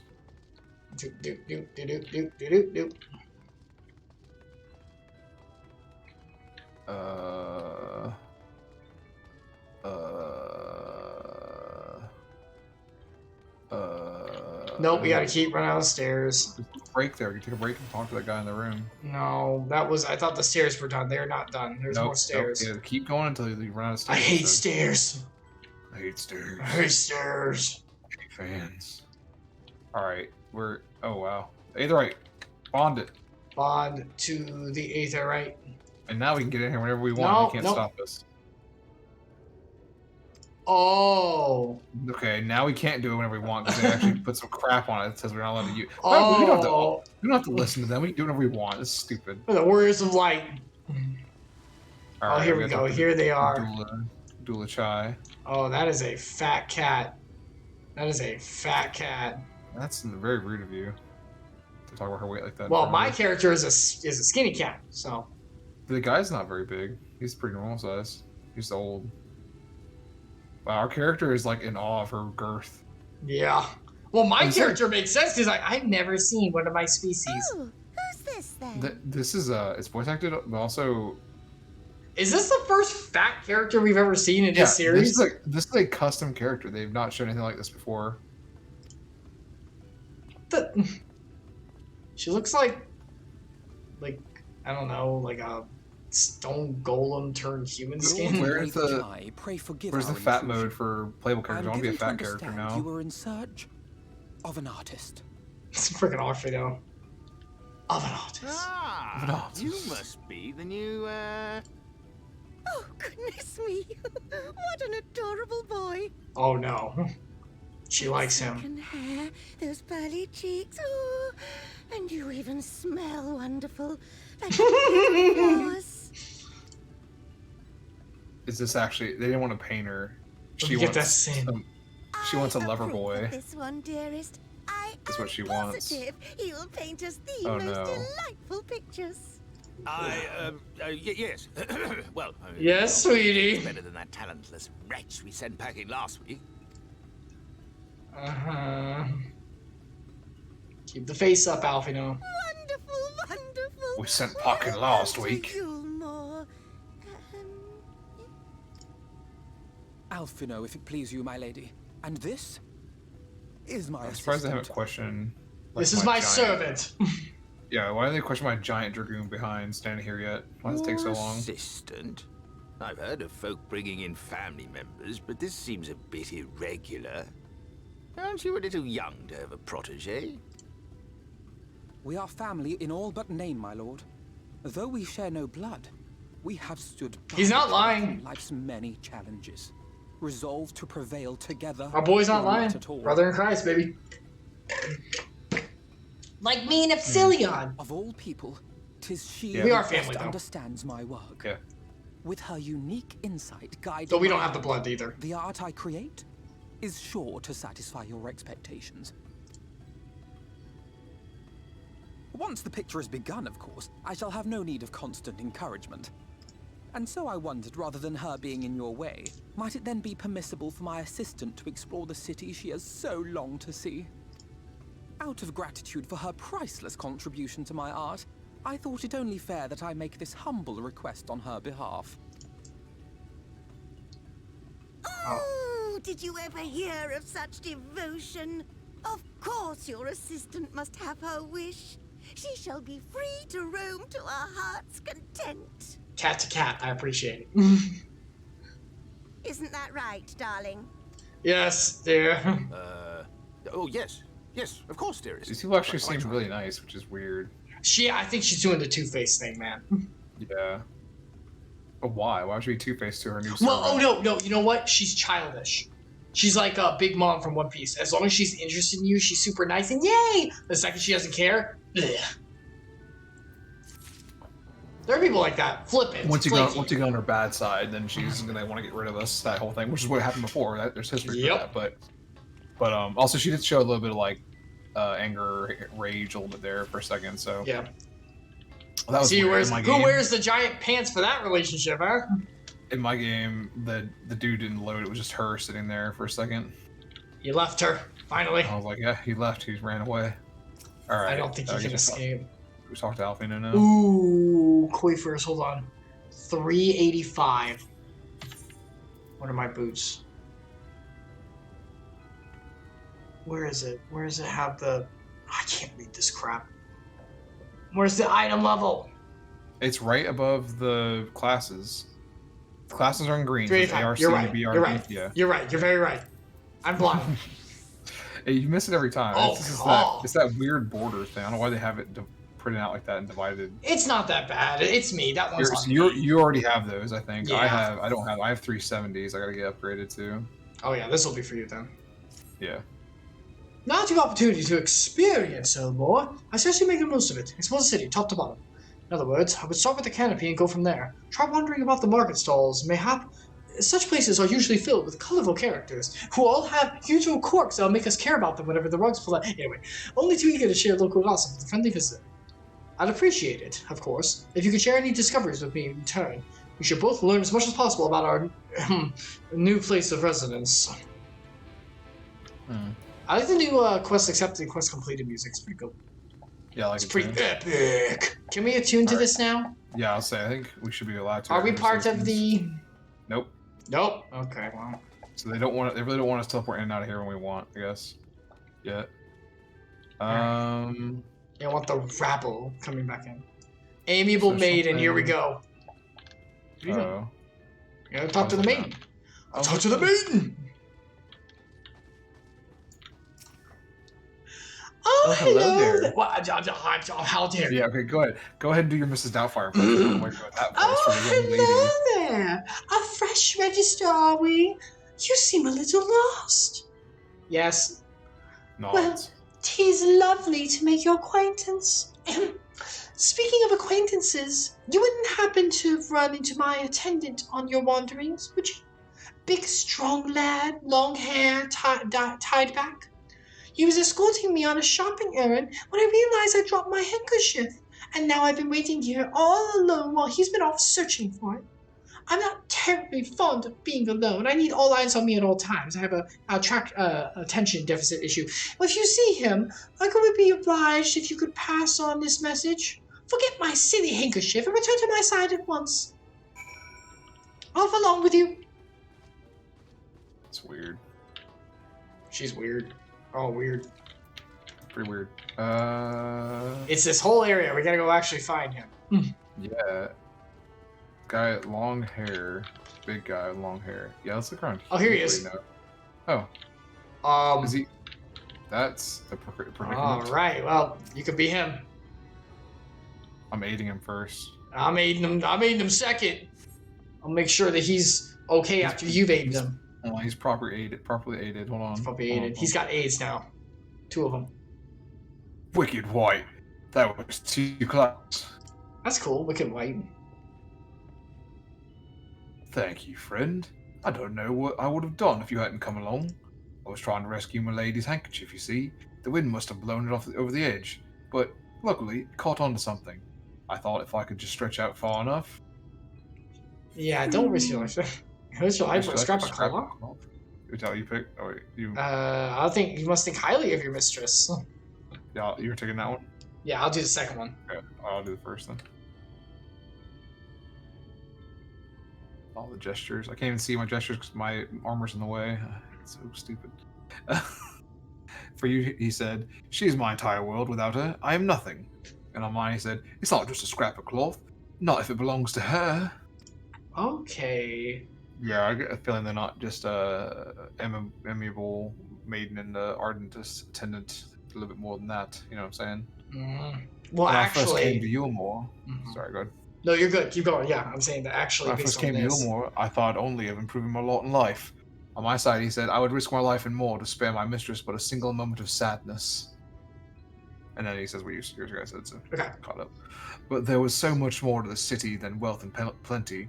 There is no war here, no conflict. The residents all treat each other with warmth and respect. My mistress has been ever so kind to me, and I can think of no other place in Calusia where I could possibly be happier. Sorry, I might have gone a bit carried away. I find it hard to stop when I start counting my blessings these days. Please, you should come with me to meet my lady. Once she hears of your deed, you'll be witness to her generosity firsthand. And she beats him. I was about to say, she's not gonna... What? Lonely, you say? Curse my clumsy feet, I must return to her immediately. Yeah, S-word I can't say on Twitch! S-word I can't say on Twitch! S-I-M-P. Stop. That's what that guy is. You can't spell it either. I can't spell it? That's just as bad as saying it. Yes, you cannot do that. I thought the algorithm or whatever wouldn't catch the spelling. No, don't do it. It's not worth it. Is this water? What? The word he was talking about was shiitake. That guy's being a real fungus. I'm not going to say anything. Not gonna say anything. I can't lie. My attendant told me everything. I'm so very grateful you were there to offer your assistance. You seem a dedicated patron. You value him highly. They're probably the same. I'll pick the second. It doesn't really matter. All right, I'll pick the first. I'll let you know if it says something different. Yeah, let me know. As if he were a member of my own family. I could not... It is different, okay. And I could not live the wonderful life I lead without him. We free citizens owe the bonded our unending gratitude. What does yours say? On mine it says, "Oh, my attitude is not unusual, I assure you. Without the efforts of our bonded residents, we free citizens would not enjoy the pleasures of our daily lives. They are deserving of our unending gratitude." May happen in another society, our different standing would breed prejudice or resentment, but in no more, a most glorious measure is in place to avert such unpleasantries. Now we're singing. Part of that measure requires that the free surrender their fortunes. Upon registration, all of our property, financial, intellectual, and otherwise, is given over to the city. In exchange, we are provided with ample funds and commodities to live a life of pampered luxury. Being liberated from the concern of earning coin, my gosh. Those little chocolate ones has almost a miraculous effect on people's outlook. There are no rivals to compete against, only fellow residents with whom to enjoy our tranquil existence. Kumbaya! Kumbaya! It sounds like a paradise, it really does. There's a problem here that we're not seeing just under the surface. Think us masquerade. We're gonna uncover it, and it's gonna fall apart because people are brought into slaves. There's definitely some kind of corruption, and then the people who are slaves it's like a weird codependency where it's like, oh yeah, well, we get to have these nice bougie lives because we're serving them. We don't have to live out in the streets, but it's still, you're not having a real life, you're just doing also we've seen the bonded. Remember, there are the other people who are not bonded who got disowned and they have to be general labor. Gee, I wonder what that's like. Oh yeah, there's probably all these people are probably like, I live in luxury, it's fine. Every second wondering about if they're going to be thrown there. The understory, isn't that what it's called? The lower level? Underbelly? Understory. Understory is right. Right. That they said the military was there. Who's in the military here? It's not the free. I don't know. Maybe they just send them out against the Same Eaters and let them die out there. Probably not the bonded though, because the bonded have purpose. So it's got to be the general laborers, right? This is gonna get dark. I'm telling you right now. Yeah. Oh, yeah. It's gonna be like they just send people to die in waves for some reason. Now, if you'll excuse me, I must see what the markets have to offer as a reward for my return to my handkerchief. Oh, and I've forgotten you. If of course you're our courageous messenger turned rescuer. Hey, a coffer. She gave us footwear.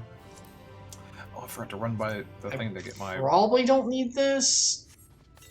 I definitely need to talk to the thing to get my... Yeah, okay, we're fine. That was not good enough for me. It's not good enough for you. Not for mine. I'm too good for it. Alright, check yours. That's too bad. Too good. How do I,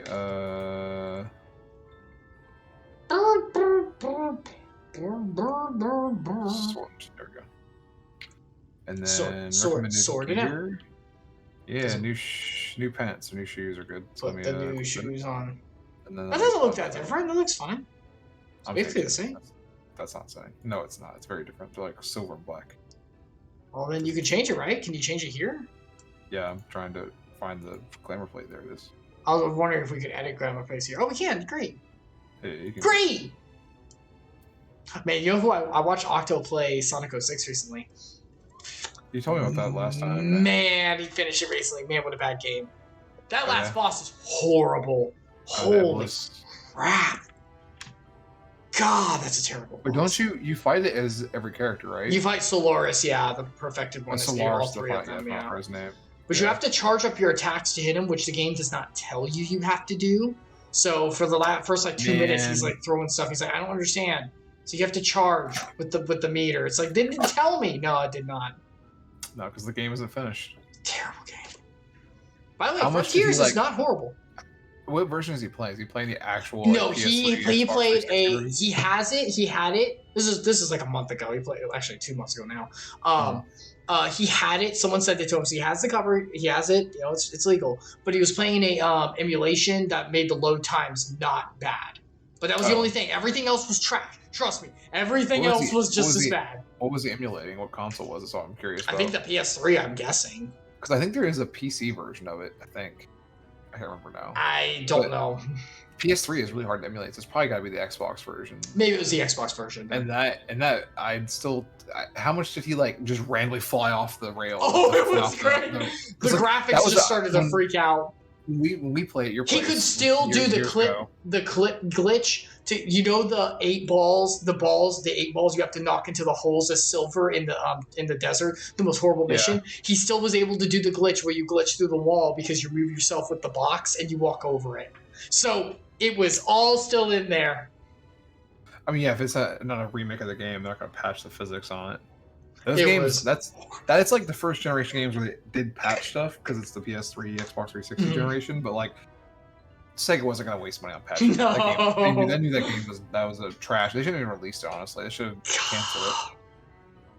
But yeah, Frontiers is not bad. Frontiers is weird and different. It's pretty fun to run. It's like a sandbox run around like Mario kind of thing. Is it jank at all? Because when we played the beta, it was very jank. So it has not been jank so far. I really haven't run into too many jank moments. What are you playing it on? PC? PC. It's on here. We saw it at we were at Target the other day, Sasha and I, and we saw it for the Switch, and I laughed. Hell, that's kind of like the worst experience. Like, why would you play it on the Switch? I watched a review of it on Switch. They said it was fine. Sure there was some popping, but they said it was fine besides that. Yeah. The Switch is a phone, or it's a tablet technically. It's literally a tablet processor. It's not like it's a full gaming console, so you can't get like the full performance out of it. So there's gonna have to be popping. That's not terrible. But like, there's no way they optimized it for the Switch like the way they did for like say like Zelda or something. And that game is so fast paced, it's gonna run like. There's just no way it's going to run smoothly on the Switch. And also, the Switch is not even capable of doing 1080p. It is 960 or whatever, technically. I think it's upscaled. So it's not even like a real full HD experience. Like, why not just get on PC or if you have a new console, I guess PS5 or Xbox Series X or whatever. But yeah, on PC, it's been okay. I enjoyed it. I played for like 5 hours straight, so... Okay, maybe I'll check it out. It was okay. Sasha asked me, like, do you want it? I was like, I've heard it was bad, so I don't want it yet. But I guess if you're gonna give it a good review, then maybe I don't know if I would have, because remember it was a gift from Braum though. Oh yeah, that's true. I don't know if I wouldn't pay full price. I'll tell you that. For $30, like half off, I'd buy it for 30. I'd buy it for 30. I'll put my wish list and see when it drops down or something. Maybe get that. Yeah, I'm not through it by the way. I'm only on the second area, but there's like 5. It's getting more content, right? It's not done, right? I don't know, but to get through to the second area, I'm only halfway through the second area. I've already got like 6.5 hours in, or 6 hours, or 5. So it's pretty good lengthwise. Are you enjoying the gameplay though? It's actually like I am fun. It's kind of a weird collectathon-ish actually, but the movement as Sonic is pretty nice. You know, Mario, in the collectathon games have so much good movement that you always feel good about it. Sonic's is pretty good. It's not the best, but it's fun to run around. It's fun to run around. Mario is different because it's a platformer, so it's right. The game itself is not just interacting with enemies, Sonic's but also supposed to be. Right. Well, the difference between Sonic and Mario though is the way you move, and Mario is much slower and not supposed to be this high speed situation, and it's about solving the puzzle of how to move. Whereas in Sonic, it's usually like find the right path. Almost think of that in an open world. Like, find the right path you want to tackle this. How do you do that in the games? From a game's perspective, I can't imagine. What's interesting is that with the good way you can boost in the air and you can kind of redirect your trajectory in the double jump, I've tackled things and got.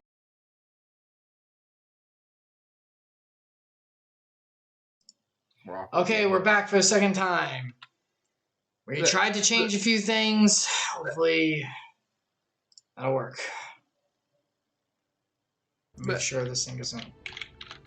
Okay, yeah, we're good. It's weird, yeah, because we were in game and everything was already running and we're not doing anything intensive. We're literally talking. Maybe that last setting seems kind of suspicious. I should read up on it and see what it does for real. This sounds odd.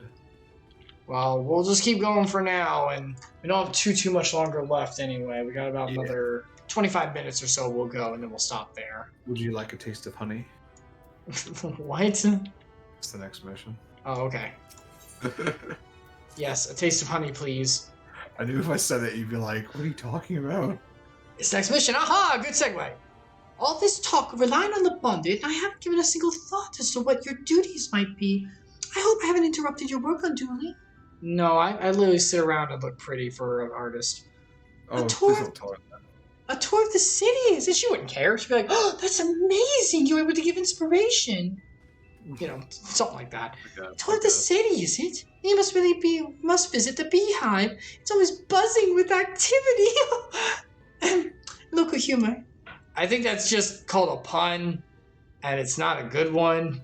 It's not a pun. I mean, it's wordplay. I don't know if it's really a pun because it's just literally that word means used in different contexts. It's not necessarily a pun. Pun is like you. What is that called then? Wordplay? Just wordplay? I think it's just called wordplay. I don't think there's like a specific name for that. Okay. And at that point, this is also not a good wordplay. It's not that funny. No. Anyway, a lady by the name of Tista B. I guess B. I'm saying B because it's a play. No, I don't think you said that wrong. I think that's an intentionally stupid name they made for the character. Tista B usually has her seat near the entrance. She will gladly speak with you on any number of topics, assuming you find yourself on a good side. She'll gladly speak to you at any number of TikToks. She loves the platform. Please try to take more of our information. Yeah, we have we make China's silly. over there that we work for. So anyway. Yeah, that's right. We're gonna work for the Chinas, you know what I mean?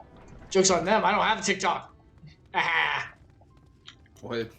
That's why your engagement's so bad. No, my engagement's so bad because the stream's like meh. I need to update this stuff, which will be soon. I'm working on it. It's almost done. Yay! I have to send it for the stupid test. Woo! You say you're gurking on it? I'm working on it. I'm working on it. I'm working and gurking. I'm gurking hard, baby. Oh, the future is pickles, guys. He said it. All right. Tis to be. Welcome to the beehive, my little drone. Seeking the sting of excitement to liven up your day. I hate this. I can tell at a glance when folks are new to our happy colony. Please stop. It's the nervous fluttering, you see, always gives them away. Why don't we play cards? No, don't make me play that card game. I've never done it. I'm not doing it. Don't you do this. No, it's not triple triad. Oh, thank God. A quick game of higher or low. It's a simple matter of guessing who's a bigger hand. Oh yeah, we played this like all the time with Brombo. Yeah, I would say it's the game from Tales of Vesperia. Goemon. Well, Goemon. And Tales of Vesperia, both of them. They both use it. Yeah, too bad Valomir's not here. He's the master. Him and Brombo together. Yeah, they know how to pick good. If you win, I'll give you a single favor. Within reason, of course. Interested? Yeah, sure, I guess. My luck's terrible. Luck stats in the drain, but Epsilion, we need to do it. What are we waging? Because she'll give us a favor if we win. What are we getting if we lose? You'll find out. Ready for a game of high or low? Sure, yeah. Let's play. No time like the present. No, we just guess high or low. Good for you. No time like the present, I say. 3 cards for you, 3 cards for me. You flip one of yours, I flip mine. Okay. Question. What's your call? Will your total be higher or lower than mine? Oh, they're not the same. Ours are different. Oh, crap.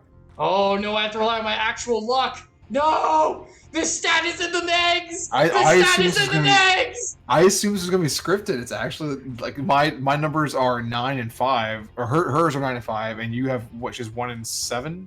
1 and 7 on yours? Yeah. I have 6. You guys don't understand. Yeah, I also have 6. One of the reasons that Icarus's plummet was because of the low luck. You don't understand! I'm gonna guess I'm lower because heaven knows I only have the. Well, you have 2 more cards. One of her cards is 1. You actually probably should have gone but she already high. has 6. It's fine. Let's see what we got. My card's 16. You have 19. Oops. Oh my gosh, yeah, me too. She had 15, I had 18. Oh my gosh. What if it was always you lose? Sorry, honeybees. Smash goes to me. Yes, play again because we have to win. I guess we're just supposed to go till we win. Maybe. Well, I feel like you don't have to leave the game, the mini game. Doesn't have to reload everything. So it'll be higher or lower. She's got a 1. I only got a 2 though. I'm guessing low. I'm going low. I'm going high because she has a 3 and a 1 on mine, and I have a 4 at the start. Oh my gosh, I was higher again. So I beat her. Oh my gosh. Okay, I can do this. She had 11, I had 15. I guess I just don't think very highly of myself. Okay. You have to play her again if you win. What? She Okay. said we got to play one more rematch. Okay. It's actually a second 5, quest. So 7, 8, I'm on the next. 9. I'm waiting for you because I'm on the next quest up. 1, 2, 3, 4, 5, 6, 7, 8, 9. Okay, I'm higher. There's no way I'm lower. She literally equals my 1 card with her 2. Yeah. Oh yeah, I win. You should. She has a 1. Yeah, you definitely won. There's no way. There's no way. Yeah. I did it, 3rd try! Nice. Now you can. The first one was my fault. The second one was, are you kidding me? The first one, I think it was like 50-50. It was pretty close for you. Alright. Mine, I was surprised it went the way it did because I thought she couldn't have possibly gotten. Well, she got a 1 left. Actually, I'm in. That's what it was. Go, go, go! I haven't started yet. You're ahead of me now. That won't matter. I'll lose first. I didn't know if there was dialogue, so I was like, Oh, okay, I'm low. There's no way. She has 7. There's a No chance. way. Oh, I'm in. I win, baby. Lady Luck actually coming through this time. Oh Thank boy, you, Lord. this is awesome. Oh, I That's lost. luck stat ain't super low. I have to play again because I lost. It's okay. I'll look at her pretty curls while we wait. Let me know what you got. Going high or low? How's it going? Why do they want us to play this so much? What I the don't heck? know because it's a fun new mini game that you can now play on the side. And they want to introduce it. You're gonna see it. You're gonna love it. All right, this one's toss up. What you got on her side? I already lost, so I was just speeding through it. Yeah, as long as you pick one, eventually you'll just win. Yeah, it's 50-50. I mean, not literally, but your options. She's a cute Makote. She got the cute little face. All right, Little so curls. I don't really like the she has 4 and 2, and I have 7. I'm gonna go with high. High, yeah. Yeah. I would think. She had a 9, and I had a 6. So she has 15, and I have 18. Cool. You win. That was close. Well, would you look at that? I think you have If a I got knack a for this. 1, or I think up to a 3. Or like like a 2. Right. I think so. I don't know how this is shuffled. Is it 2 decks, and we each get cards from 1 deck, or is it 1 whole deck, and each one of those cards only exists 1 time? So I don't think I've ever seen a duplicate, so I think it's 1 deck. Yeah, if it's just 1 deck, then yeah, we can really you can figure it out pretty easily. Mm-hmm. But I don't know what the deck composition is. Victory is yours, as I propose. What's it called? Preferred contents, of course. The preferred contents. Yeah, we don't know the preferred contents. Come whisper in my ear, then. Don't be shy. Tell little Tista what she can do for you. Can you tell me about stuff? Take me on a tour? Like what? Oh, Saul, how delightfully wonderful! But if knowledge is what you want, then this is what you shall have. In my humble estimation, the most wondrous thing about this town is how safe we are from the Sin Eaters. They say Lord Vathri was born with the power to command them.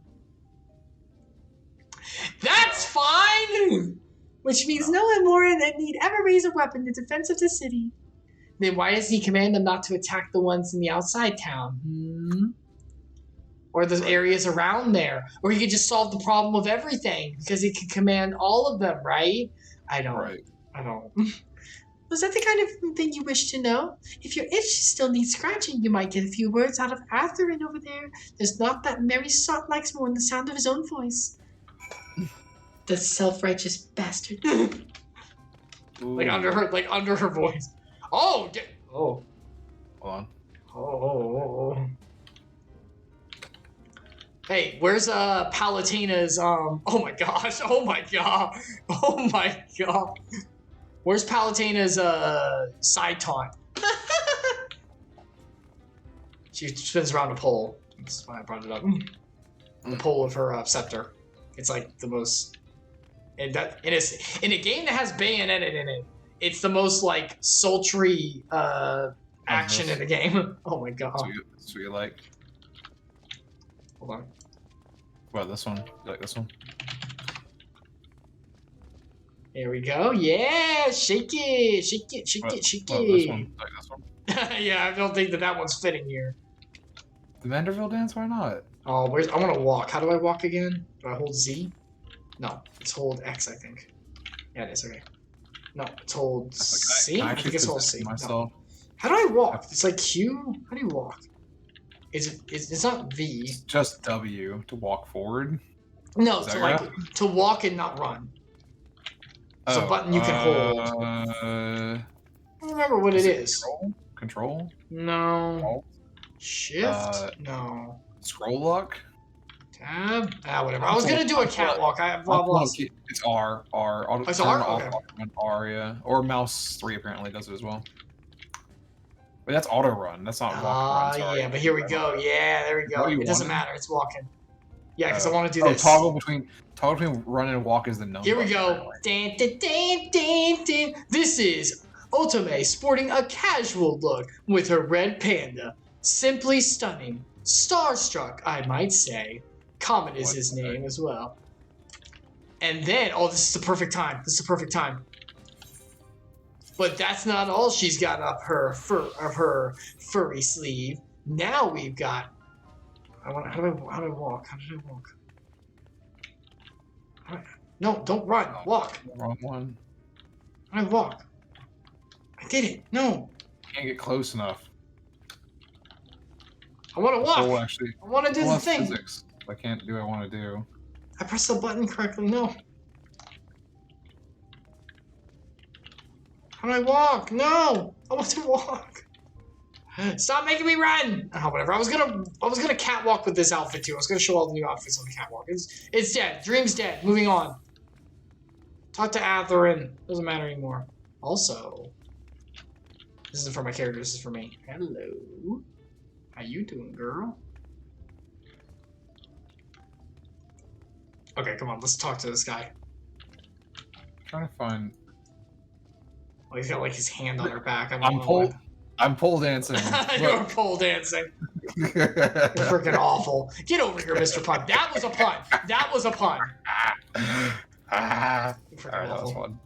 Alright, you do that. You be this guy. You be Mr. Debonair. What's that? New to you more, you say? Gah. Only just arrived and already you're looking to peel away the layers of mystery. Oh, I'm all for chatting, but you need to slow down and enjoy your life, my friend. I'll tell you what. You hop up on stage and give us a dance first, then we can have our little talk. He says it to you too? It's already dancing, dude. Oh my god. All right, well. Where do we have which use dance on the mark on the stage? Where's the mark? Oh, it's up. I guess it's on here. I'm gonna be next to the girl, you be next to the guy. You see him? I don't see a mark though. I'm just gonna dance. I guess it's just dance. Just dance. Oh, just dance. I did dance. I'm dancing. I don't think it worked. My dance is stupid. Your dance is fun. Where's the mark? Yeah. Is it this thing? Is it where we are right here? Oh, there's a mark on the map. That's what it is. But it's like the whole room. So like, how does this not work? Does this work? Is this it? Do you like this? Are you not entertained? Is it this? Wait, oh, is it above? Epsilion. They want us to. Oh, those. Oh. They want us to like. I just noticed on the map it was above us. That's why, yeah. All right, let's do it. Can I click on this? No, it's just a. Here we go. Check this out. Like. Here we are. This is it. I'm doing a little jig. All right. That's the way. Dance like there's no tomorrow. Okay. All right. Well, we just poured out our bodies for. Yeah. Well, I mean, we dance. So we're the warrior of light, everyone. Dancing's not that bad. Now that was a show. You're welcome to clamber up on stage anytime you like. So, what was it you wanted to ask me? Yes. Something about our fair city. Well, I can tell you it wasn't always so peaceful as it is today. The Yomorian army may be the very essence of military might, but even our forces saw grievous losses in the war against the Sin Eaters. Things changed for us, around 20 years ago now, when the old ruler's son came to power. He's got his way with the Eaters, you see. Turns them docile as house cats. I wouldn't be exaggerating to say it. I wouldn't be exaggerating to say that they've become something of an ally to Yulmore, no longer an enemy to be feared. And yet elsewhere, there are still fools who insist on fighting their losing battles. Ha! A toast to Lord Valthree. You gained a preliminary sense of the city. The Chias, the Chias, and Alfino will expect your return. Sorry, I didn't mean to cut you off. You're right. I mean, that's okay. So the leader does have some weird power, and we need to get back to a child. Stay here more for a little gang. Yes, we should return. Is this a schedule? What? Look at that. Hey, look at that. This is a schedule for shows. Oh, that's cool. It looks like, is that Icarus streaming right now? What? Wow. Oh yeah, there. Yeah, see it right there. In fact, if you go to Icarus_redeemed on Twitter right now, you'll see the new schedule set up for November with the Kingdom Hearts Recoded put on there to continue the chronicle, as well as special guest Devotional, who will be with us for my first ever dive into World of Warcraft, occurring on November 22nd and 23rd, 7:00 p.m. Be there, Eastern Standard Time. So this is why you should pay me to be the segue guy. I don't know why. Yeah, you are the good segue guy. Why am I playing this game with you? This is lame. I could do write fun segues and do fun stuff. No. Change jobs. Do it. Yeah. Wait, okay, well, what do you want me to be? Because I don't have many other items right now. What?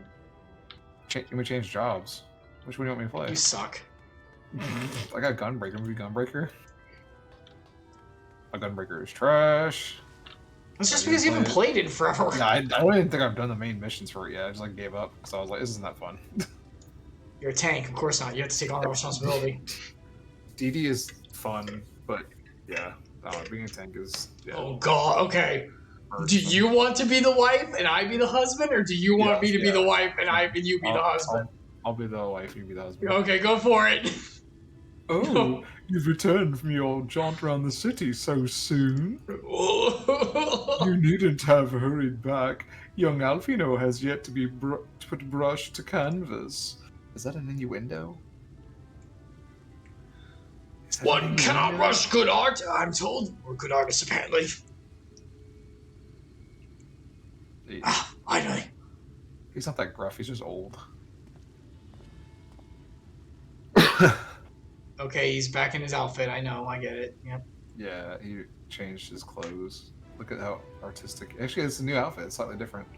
I put together an ensemble of the garments you chose. Is this satisfactory? Oh, goodness gracious me. Their last outfit was precious, but this makes you look positively dashing. Oh, God. You truly are a handsome boy. However, am I to decide? What? However, am I to decide? I don't recall this as part of the artistic process. I kind of like that one, but... Okay, I'll do the first one, you do the second. Okay, they're pretty good. Oh, on my camera, she was in frame, so I could see her turn, look at me like, what? Your camera, she was like slightly out of frame. I think it's the same. I think it's the same thing, right? Is it the same line? Exactly. Yeah, it didn't change. Exactly. The lad is an artist here. It's not a dress-up doll. It's about time we had him work for the reason we recalled him here. Must we? I do love a good painting, but I thought since we were enjoying ourselves so thoroughly... Alfie's always like, let me paint instead, please! Well, that is to say, as long as you, just make sure you give the lad time to prepare. We know who will be upset if he's not ready to paint at a moment's notice. What? Whatever you say, darling. So, shall we pick out some jewelry next? Whatever you say. What? Who are they reporting to? That Valthree? You think Valthree wants the painting actually, and they just have to do what Valthree says? I guess. So I was starting to wonder if she was actually like the free, and he wasn't even a free. He was a bonded as well, the husband. Oh, he's bonded, all right. Yeah, but I mean, like, what if he was as a citizen as well, not just in like the chains of marriage? Yeah, not just that. You know that bond. You know that type. You're also bonded. We got another bonded here. I'm free, and he's bonded. Can we chain me? I'm single. Chain me. I want a wife. Come on, chain me. I'm up for it. I'm gonna close stream. Stop.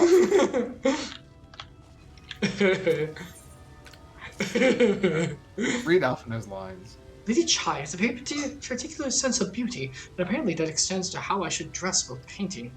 But this obsession of hers works in our favor. The time I spent indulging these distractions is time you can use to continue explorations.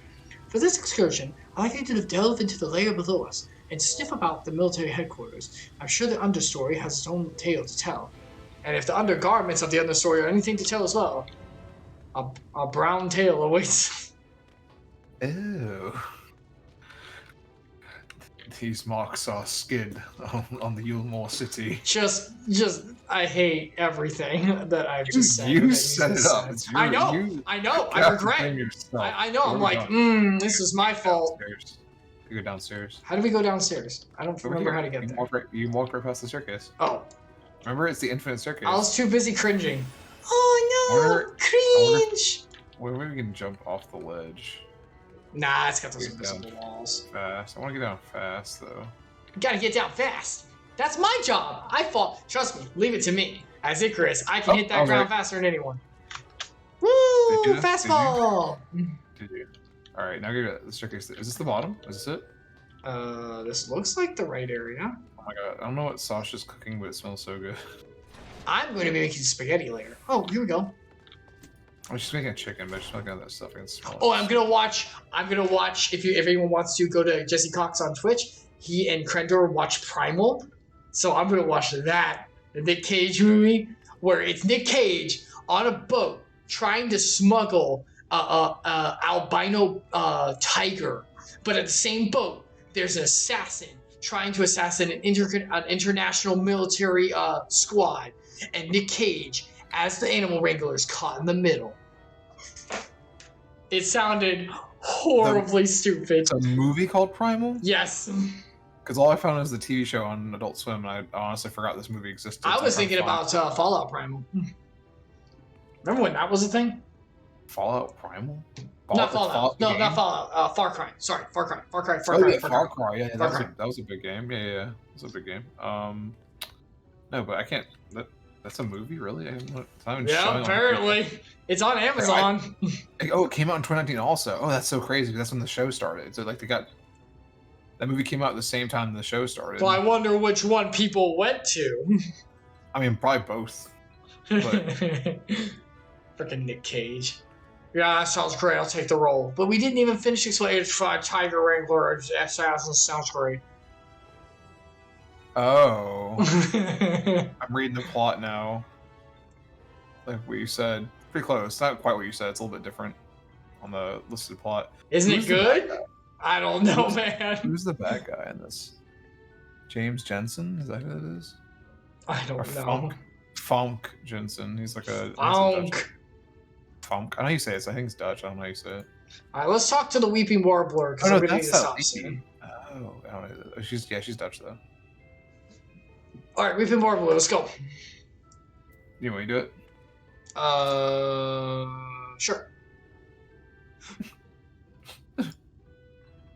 Are you okay? You're the one who's bonded, aren't you? Like me. Why are you like this? I don't know. We're probably gonna read much from her anyway. Please, I need your help. My throat, I can't sing anymore. See, it's appropriate. I was about to say, yeah. I've been making excuses, but it's just not getting any better. If my patron thinks I'm of no use to him, then I need you to sneak out of the derelicts and describe my condition to Thorich. Thorich. Here's a list of my symptoms and a hunk of meal to pay for his medicines, please. I have no one else to turn to. So whenever her voice clears up, I'm doing her. Oh, okay, that makes sense. Yeah, we balance is all things. All right. Okay, Thanos. Thank you. Gonna go SIMP after death now. Big purple man right now. So. Ooh, Aetherite shard. I don't think we can. Oh, we can. We can okay. do the little ones. We can get the big one. We can't use the network. We can only, maybe we can actually. Oh, okay. You have access to the mainstay. You can unable to teleport. Current location is selected. Oh, this is the mainstay. Oh, I can teleport to the glory gate, which is the one we saw at the start. Is that where we Alright. need to go? I think it kind of is because we have to go back The outside. jail cell? You want to RP? No, in no, the no, jail no, no, cell? no, no, no, no. Wait. You want to RP in the jail I cell? didn't realize you were into that. Well, the nuts board's down there. We can go to that too if you want. Oh, where is this thing? Well, I don't know. I think we have to. Oh, leave it's at the outside. buttress. It's at the buttress. The buttress. I think it's at the top then. Yeah, we have to go all the way to which I think is the Is gate. this a elevator? It's this jail cell, isn't it? Uh, This is the mainstay. It's just a. I It's thought a they had an storage area. elevator. Why is there a drawbridge here? These buildings have weird designs. I don't understand. Oh, this is like Law No. Because you don't. La la la la la see ya. Okay, keep going up. Yeah. Because wait. Yeah, is that right? Yeah, it's up. Because it's a buttress. And it's at the top, I thought. No, the buttress is in the middle. No, now we're on the canopy. This is the very top. We go down. Oh. Okay. Why Now are you we're listening to me with directions? How dare you? Now we're in the understory. Wait, where is the It's at the buttress, I thought. is the buttress the very bottom then? I guess. Yes, it is. I remember because I remember thinking the butt's at the Okay. bottom, the underwear's on top, and the canopy's like the chest. The understory is in the middle for some reason, which I thought's a weird name. The I don't think underwear that is would be- worn on top of the butt, I mean, and then the chest is yeah, on the top. the canopy. That's what Yeah. a chest is. Yeah, like a woman's chest is kind of like a canopy because it just. This is where my mind went, man. Not I'm not kidding you. everyone's. Not everyone. Oh, That's flat rude. justice. That's rude. You can't be. Yeah, don't be discriminatory. Wait, I think I'm going the wrong way because I can't get out of this little area. Oh wait, yeah. Wait, what? But where is this? This is in the derelicts though. This is the entrance. Gosh dang it. Where did you go? I went to the entrance. It definitely the map is saying go that direction. Right No, you now. have to go around. You have to go around. We have to go outside, then go outside around. Yeah. Oh, wait, we need to get to the night soil pots. Ew. Oh, good. That's Also, I don't that's think so gross. that's gross. Hey, bye. You're going the wrong way. Am I? Yep. Is it not this way? Gotta go around. I make my own path. The path we tread. The road less taken. I went like a slightly longer way than you, basically, because I'm right behind you. But they did connect. All roads connect, eventually. No, that's not true. I mean, there's just... No, yeah, no, they do. There's just There stuff are in the way. things called dead ends. Oh, No, wow. there's just stuff in the way. That's not a road anymore. The road is what you make it. What is a road but a path to walk? Oh my god. You need medicines, tonics, potions? I hate this. The singer's symptoms and the meow chunk. Here's the The old chunks of chunk. the old. Meow chunk. Boyo. A cure for an ailing voice, is it? No medicine will cure this. Methinks your songbird has a lump in her throat. It must be cut out, excised. Even then, the voice may never heal completely. Century. What is the songbird? Will they kick her from the nest, I wonder, or simply silence her, chaps? Oh, your face. You didn't know? Of the many hopefuls who enter the city, very few are ever seen to leave, even as corpses. Oh, you might see one or two unfortunate fools hurled from the balconies, but the rest, gone. A town of nightmares it is. I knew it! Not for the ship's rat. Oh, no. I'm content to scurry around down here and nibble on the crumbs from which fall from the table. This conversation is over. You have my verdict, and I have my mule. Good day. Oh, I knew it. I knew it was gonna Jerk. get bad there, baby. Oh yeah, sorry, either not. Ethernet shattered. Mainstay. That was the closest. Yeah, it's mainstay. It's literally the place. The for sure. mainstay. You want to go to the mainstay. Take me to the mainstay, not the same way. Looks like I may never get to voice her then. Too bad. Yeah, it's all mine. It will never Pretty thin heal. voice. Oh no, cringe. You ready? Yep. Did you get my medicine? Yeah, no. Ain't no medicine for what ails ya. Oh, is this voice acted? No. So, subs, that's it? What am I to do if I can't sing? You dance. Ah, there you are, my sweet canary. Have you been crying again? Don't tell me your voice is still not on the mend.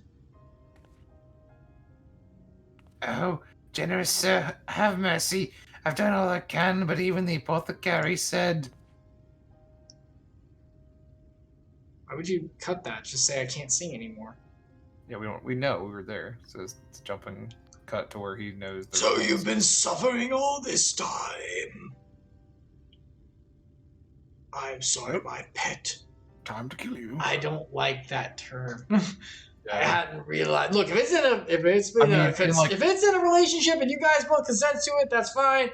This doesn't feel. So like in England they use that term and it's like my child or like young one basically. Like it's like saying like it's not a term of endearment necessarily, but it's like a non familiar way to say you like pathetic little thing basically, or like you sad little thing, kind of almost like A pity term. It's not necessarily sad, but it basically means like you are lesser or younger or inexperienced or whatever kind of. It's like a.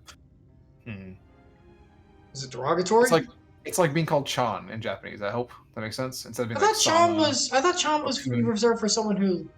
Oh younger, no! You know what? That's true. experience. Yeah, no, you're right. Yeah, I see it. Yeah. Okay. So instead of Kun or instead of Sama, it's like being called Chan almost. It's not an honorific, but it's being used in that way. Yeah. And I think here it is that I don't think it might be a double meaning where it's like also like literally this is their servant, as in like a lesser being, a pet, but it might not be that necessarily. I didn't realize your affliction was this grave. But you needn't fret. I'll not reward your hours of trilling by casting you into the street. You are too kind, sir.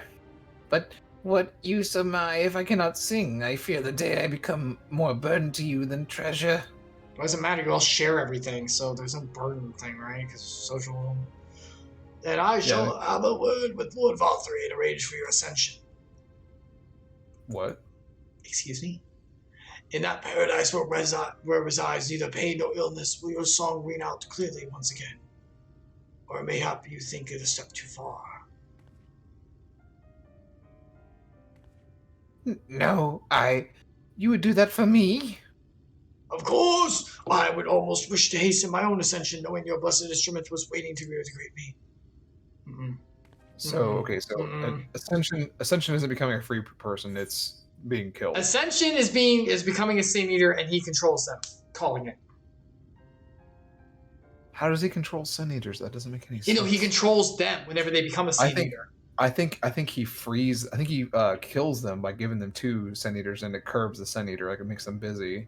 So he's constantly feeding the Sin Eaters they've captured or something. Or do you want But it said he could command them.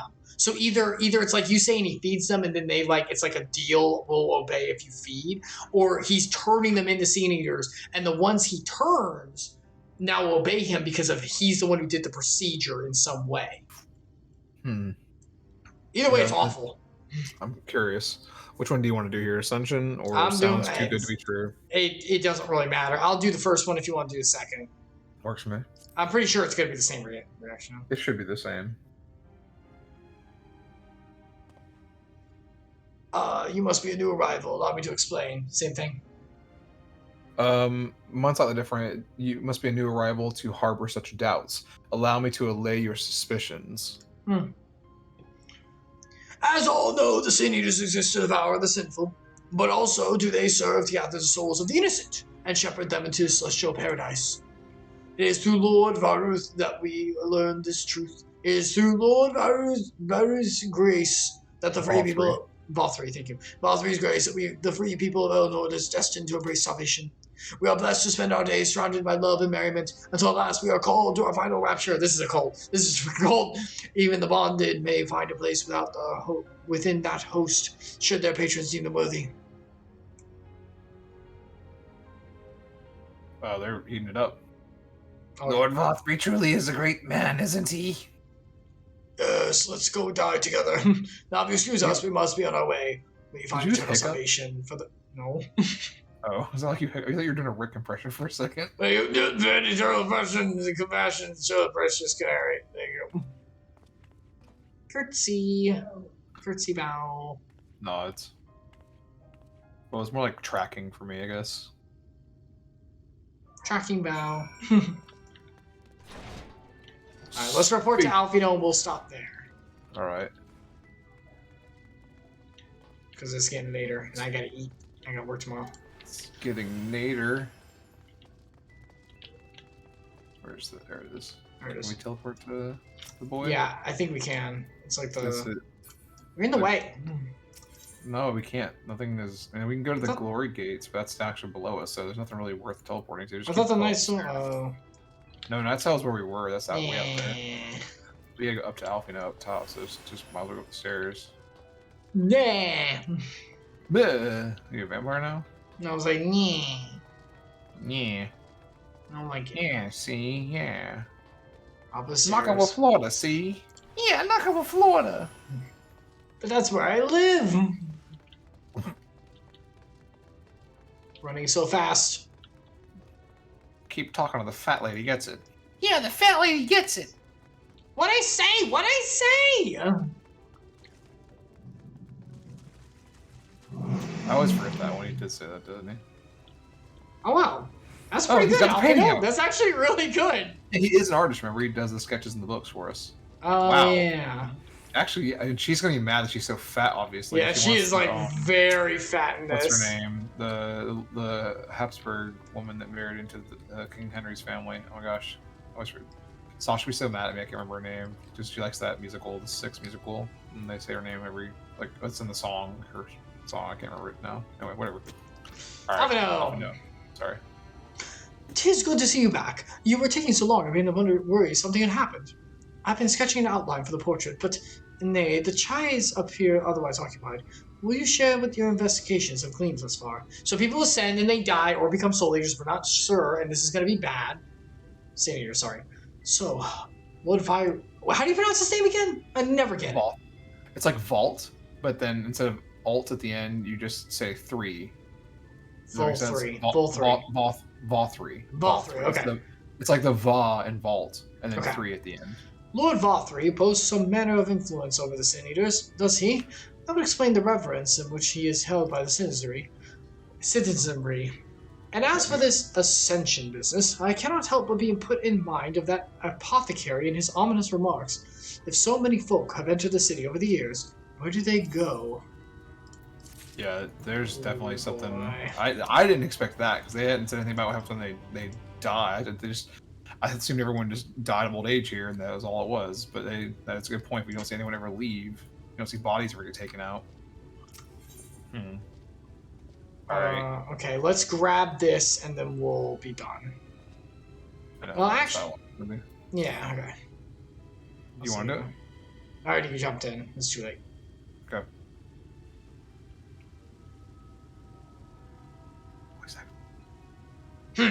I take my eye off you for one moment. You've chatted away with the assistant. So I You just assume gained the 20 outline. more pounds.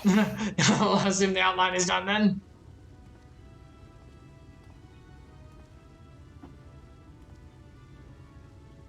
What in blazes? What? No.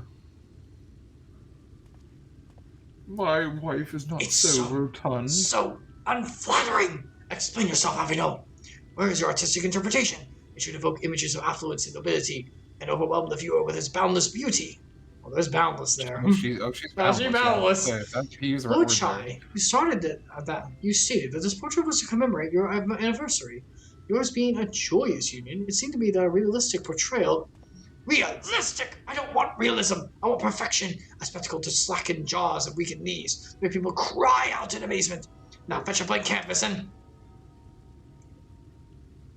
So, does he want to look younger or something, probably? Yeah, him So- younger and her thinner. Skinny. Yeah. Go ahead.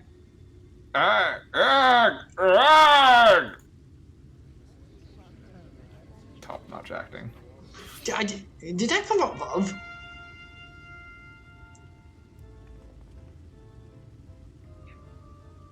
Oh no. Oh god. They're inside too? I thought they were just outside. Ladies and gentlemen, your attention, please. A tale to make you quiver and your noble blood freeze. See, they're rhyming again. Yeah. There was a villain on the loose, set to ruin our fair city. But our Lord has got him now. Deeper. And his fate. But our Lord has got him now, and his fate will not be pretty. I forgot that it's James. I forgot. Justice. Yes. Oh my God. The hammer of justice is poised to come crashing down, and one and all who'd watch it fall are invited to join his lordship in the offer. Didn't rhyme. It didn't rhyme, but it was. They tried to. It was like a loose rhyme, like that. A malcontent. How dreadful. She's not gonna get up. And this man is to face sentencing.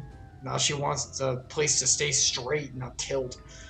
That's right. In fact, if you're curious, it might be worth your going along for this experience. The offer may mention the spawns of the Emergent, level above us with Lord Bowser's eyes. Ordinarily, you would be barred from entering. It seems like they'll be opening a door for a little while. Crown Lips will take you there. You can't drop that and not give a moment to laugh. What's wrong with you? That was so rude. They don't want the place to tilt. Come on, lady. Time to waddle your way down there, Miss Penguin. Let's go. He said dwaddle, not waddle. Ah, okay. Sorry. I was looking at her, so my mind went to the appropriate comment. Fat jokes. Fat jokes. All right, let's stop there. Yeah, let's look at this chick. She looks like she belongs here. It's a player. A player. She's like, I am decked out in the finest embroidery. That's a pretty nice name. What if that's a random gen, or if that's a... Yeah, that's nice. It could be like a generated based on like what they're supposed to have. That whole thing. Look how big this weapon is. It's huge. That's an axe, boy. I think it's a scythe. Oh, it's a scythe. Yeah, it's a reaper. Reaper. Oh, he's a male Reaper. Ugh. Ew, a male catboy. I want to attune. Let me attune to this. All right. Well, that'll be where we have to stop for today. I know we dropped twice, which sucked, but we did make it through, so that's good. I'm watching it now to make sure it doesn't drop. No, we're still good. We're good. I haven't seen it. When you said it before, I immediately looked over and saw it was spinning. It's hard to notice it at first, though, because it just did a little spinning thing in the middle. Yeah, I try to move my body around, see if it, captures it. All right, Epsilion, thank you so much for joining us today. Yeah, absolutely. I had lots of fun. Thank you for having me on. Absolutely. We had to talk about media and whether it is good or bad and how, American-based and based on, framing and all that. We talked about diversity in storytelling. Yes, we did.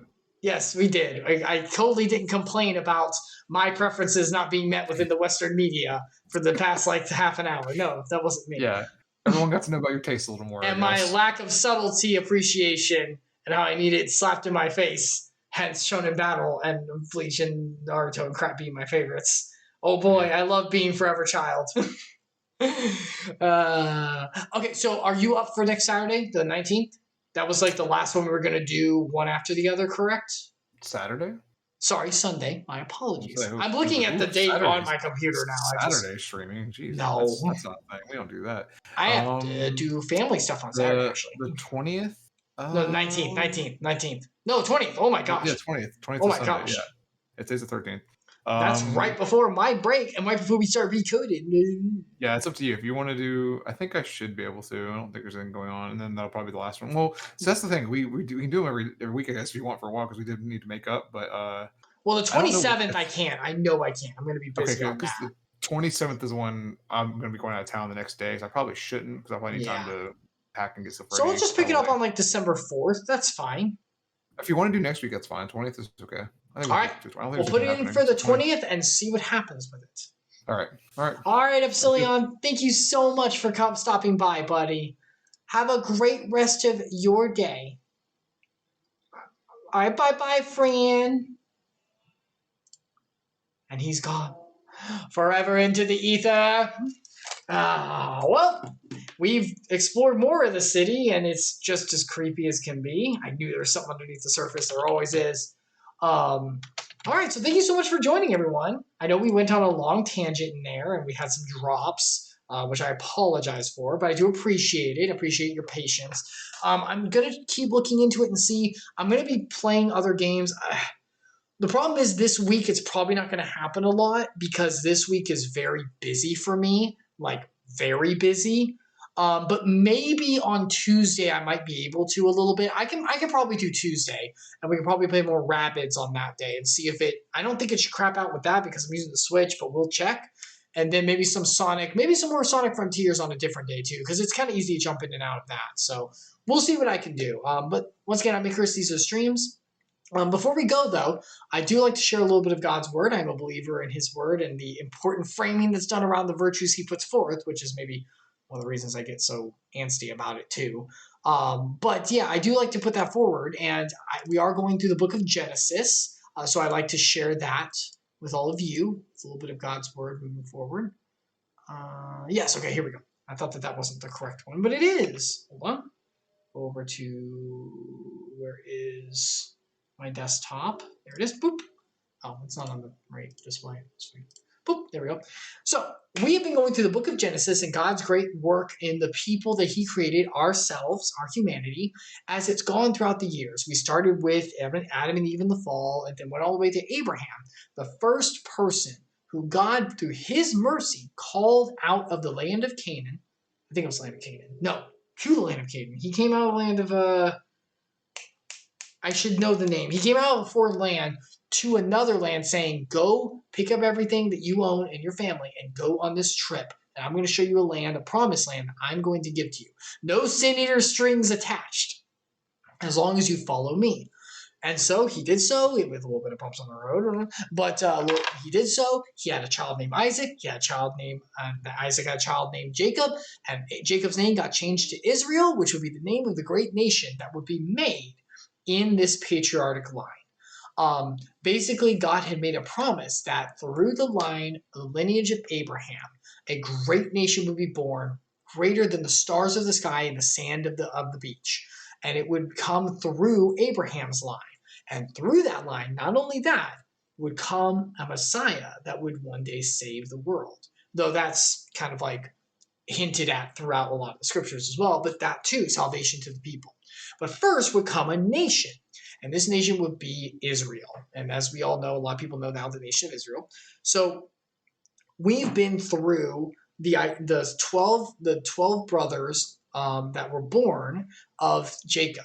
He had two wives, Leah and Rebecca, and Leah was the wife he was okay with. He got tricked into marrying, and Rebecca was the one he really wanted to.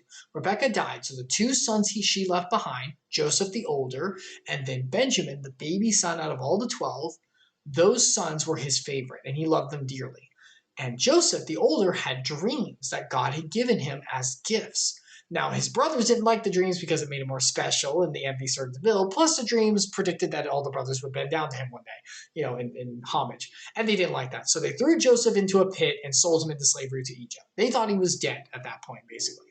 But God was using that for his benefit and his glory as he led Joseph through the rest of his life, all the way to age 30, through a series of trials and tribulations, but where Joseph held on to faith in the Lord Almighty.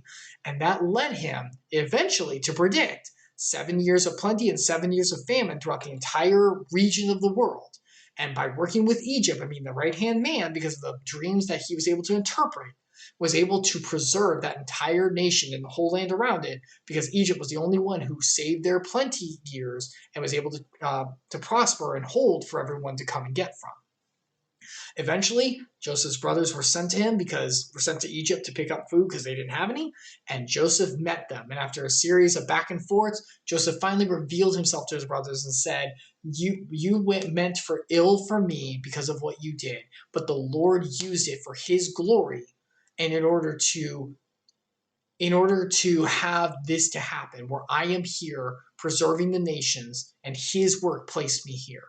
So do not be dismayed because of what you did. The Lord has used it for his amazing glory. So all of his brothers loved him. They all hugged. They cared about each other. And so he sent the brothers back to his father saying, come to the land of Egypt. I will take care of you here. I'm here, Father. I'm not dead. So the brothers got back. They told Jacob, their father. They showed proof. And Jacob, their father, Israel, was like, it is enough. I will go to the land of Egypt. I will die there. And I will, not being like dismayed, but saying, my time is coming. I'm very, very old. I will pass away there. But I will also see my son before I pass. And so this is the trip to Egypt and a recall of the genealogy, which I know isn't usually very fun to go through, but it's very important because we've gotten to the point now where we're right on the cusp of all of the nation of Israel, which is just a family right now, coming to Egypt, which will set the stage for one of the biggest pieces of history in God's personal intercession in the world ever, besides Jesus coming down, obviously. But in the Old Testament especially, one of the biggest intercessions and one of the biggest moments for the Jews and for his people and God's work in them in Egypt. And if anyone knows the Bible to any degree, really, you know what I'm talking about, and we're getting there soon. But first, we have to take the trip to Egypt with Israel and his family. So, before they go, though, that covenant that was made, because they're going into a foreign land, because remember, the land that they were at was the land that was promised to Abraham and his family, or at least close to it. And he's like, Israel may be thinking, Jacob may be thinking, well, can I leave this land? God may have placed Joseph there. That's great. But this is the land where God called us. Am I allowed to leave? So Israel took his journey with all that he had and came to Beersheba, which is a place that had already been placed in under the into relevance to the Lord, and offered sacrifice to God of his father Isaac. I think this is where Isaac put up the, if I remember correctly, someone could go back to the earlier streams because we were at Beersheba before. I think this is a place where Isaac made the, or maybe Jacob did with his ladder, when he saw Jacob's ladder, the whole vision, he made the pillar to the Lord, the like little altar to him, the praising area. I'm not sure, I can't remember 100%. I'm not great with names. But while he was there offering sacrifices to the Lord, offering praise, God spoke to Israel, to Jacob, in visions of the night and said, Jacob, Jacob. And Jacob answered him, I'm here, God, here I am. He said, I am God, the God of your father, Isaac, and the God of his father, Abraham. Do not be afraid to go down to Egypt, for there I will make you into a great nation. I myself will go down with you to Egypt. I will also bring you up again, and Joseph's hand shall close your eyes. So he's promising a few things. God says, I know you're worried about going to Egypt. I will make with you a great nation in Egypt. Egypt will be the starting place. I mean, it was back with Abraham, but that will be the true first physical, actual practical starting place for the nation, because they're going to multiply there. That's where they start, as when it comes to the big nation. I will make you a great nation here. The promise that I made to Abraham will start to be truly fulfilled here. And you won't be alone. I myself will go down with you to Egypt. I will be there. So when you go, and when years pass and things may go bad, hintity hint hint, I will still be with you in Egypt. Do not dismay, because I'm going to be there with you in this nation I'm going to be making. I will bring you up again. I will take you to Egypt. I will take you, the nation, Israel, which is why his name got remade. I will take you, Israel, the nation, to Egypt. And I will also bring you up again, foreshadowing the exodus that would happen from Egypt. I will bring you back from there. And Joseph's hand shall close your eyes. Basically, him also promising, you will die in Egypt, and Joseph will be there when you pass, your son. So a lot of promises there. It's very important because the covenant has been established for generations now. And it's now finally, many generations later, ready to start with the actual practical application of a nation, the promised nation a bit. So we're going there. So it's time to set out. Jacob set out from Beersheba. His sons of Israel carried Jacob their father, their little ones, their wives, and the wagons that Pharaoh had sent to carry them. They also took their livestock, their goods, which they had gained in the land of Canaan. They didn't come from Canaan. Okay, so they're coming from the promised land. God's calling them from it. It's okay. I'm going to bring you back to there. And came into Egypt. So this walk they're doing right now is the same walk, if I understand correctly, the same walk that the Israelites will go years later away from Egypt back into the promised land. You know, the famous wilderness walk. This is the same thing, I'm pretty sure. his sons, his son's sons, his daughters, sons' daughters, all the offspring brought with him. And this includes the whole genealogy. So this is just the genealogy of all of them, moving together, all of the family. There are the names, descendants of Israel, who came in Egypt, Jacob and his sons. Reuben, these are the 12 names, the 12, which will become the 12 tribes. Reuben, Jacob's firstborn, sons of Reuben. These are his sons, all these names. I'm not going to read it, but you get the idea. Sons of Simon, the second, all of his sons. Levi, the Levi priest. This is where that section, that tribe of Israel comes from. Sons of Judah, which Judah became the head of the nation of Israel whenever Israel split later. We'll get there. But yeah, these names are big for later. Remember these names. These here. This, and this, and this, and this. Sons of Ishkar. Ishkar, I think, is another one. Yep. Sons of Zebulun. Yep. There's the other. Sons of Leah. Yeah, okay. Sons of Gad. Asher. Yep. And 16 persons. They survived Joseph and Benjamin. Those are the last two. Sons of, and then Dan. Yeah, the nation of Dan. The tribe of Dan. I forgot about Dan. And so these are all of the nation of people. I could read through it, but you can see it right here. It's basically just a genealogy of everyone in the family who moved. All the sons, which that's important because those will become the tribes, and their sons and their wives and everything like that. So all of the people who moved, all of them moved together. And finally, all the persons belonging to Jacob who came into Egypt, who were his own descendants, not including Jacob's sons' wives, were 66 persons in total. So all the names, I think this equals up to 66, plus a little bit more. So we might equal to, I don't know, 80, 100, like 80 to 100, something like that. That's all. There's 80 to 100 of this tribe, of this family. There's 80 to 100, plus Joseph and, all that. And this little group of 80 to 100 that wouldn't even fill up like a school, basically, tiny school, would become the greatest nation the world has ever seen by God's hand. So it's pointing this out because it's letting you see these are all the people. This is everyone pretty much, plus a little bit of hand change extra. But this group will become the huge nation. All the persons in the house of Jacob came from were 70. See, 70 total, 70 like 80 because of like Joseph stuff. So there you go. There's everyone together now. And the reason this is important, the reason all these names are important, the reason that the number is important, like the amount being like so small of like just 70, the reason is because we're coming to the end. We are getting there at the end of Genesis. And the end of Genesis marks the end of the building of the nation of Israel, like setting everything in place, just like Joseph's life was set in place to get Israel there. Everything's set in place to begin the nation of Israel. All the way through Genesis, you don't get the nation of Israel, you get the family of Israel. And at the very end, it starts to go into, and now the nation begins.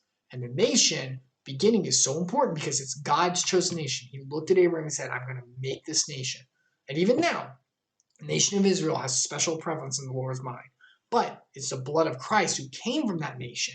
Jesus as the Messiah is the one who saves. And he came through this chosen nation. And we'll see that as we go forward too. But for now, we'll stop there looking forward to the future because we still got a tiny bit left with this family because Jacob's still alive and he's got to give his blessing before he goes. So we still got a little bit left before we end. But that'll be it for now. Thank you so much for stopping by, everyone. I greatly appreciate it. I do apologize for the issues. Once again, I'm so sorry. This video will be put up on Icarus Redeemed on YouTube. If you want to see the whole thing, I'll cut it up and try to just put it together. I'm going to see what I can do about everything, but we'll take a look. It doesn't seem to be happening with the other games, which is good. God's blessing. Thank you, Lord. And hopefully we can get it working for Final Fantasy XIV. I'll try to get the game up first next time and have it running and everything, have all this ready so it doesn't like crap out. I'll see what I can do, but it seems to just kind of do what it wants.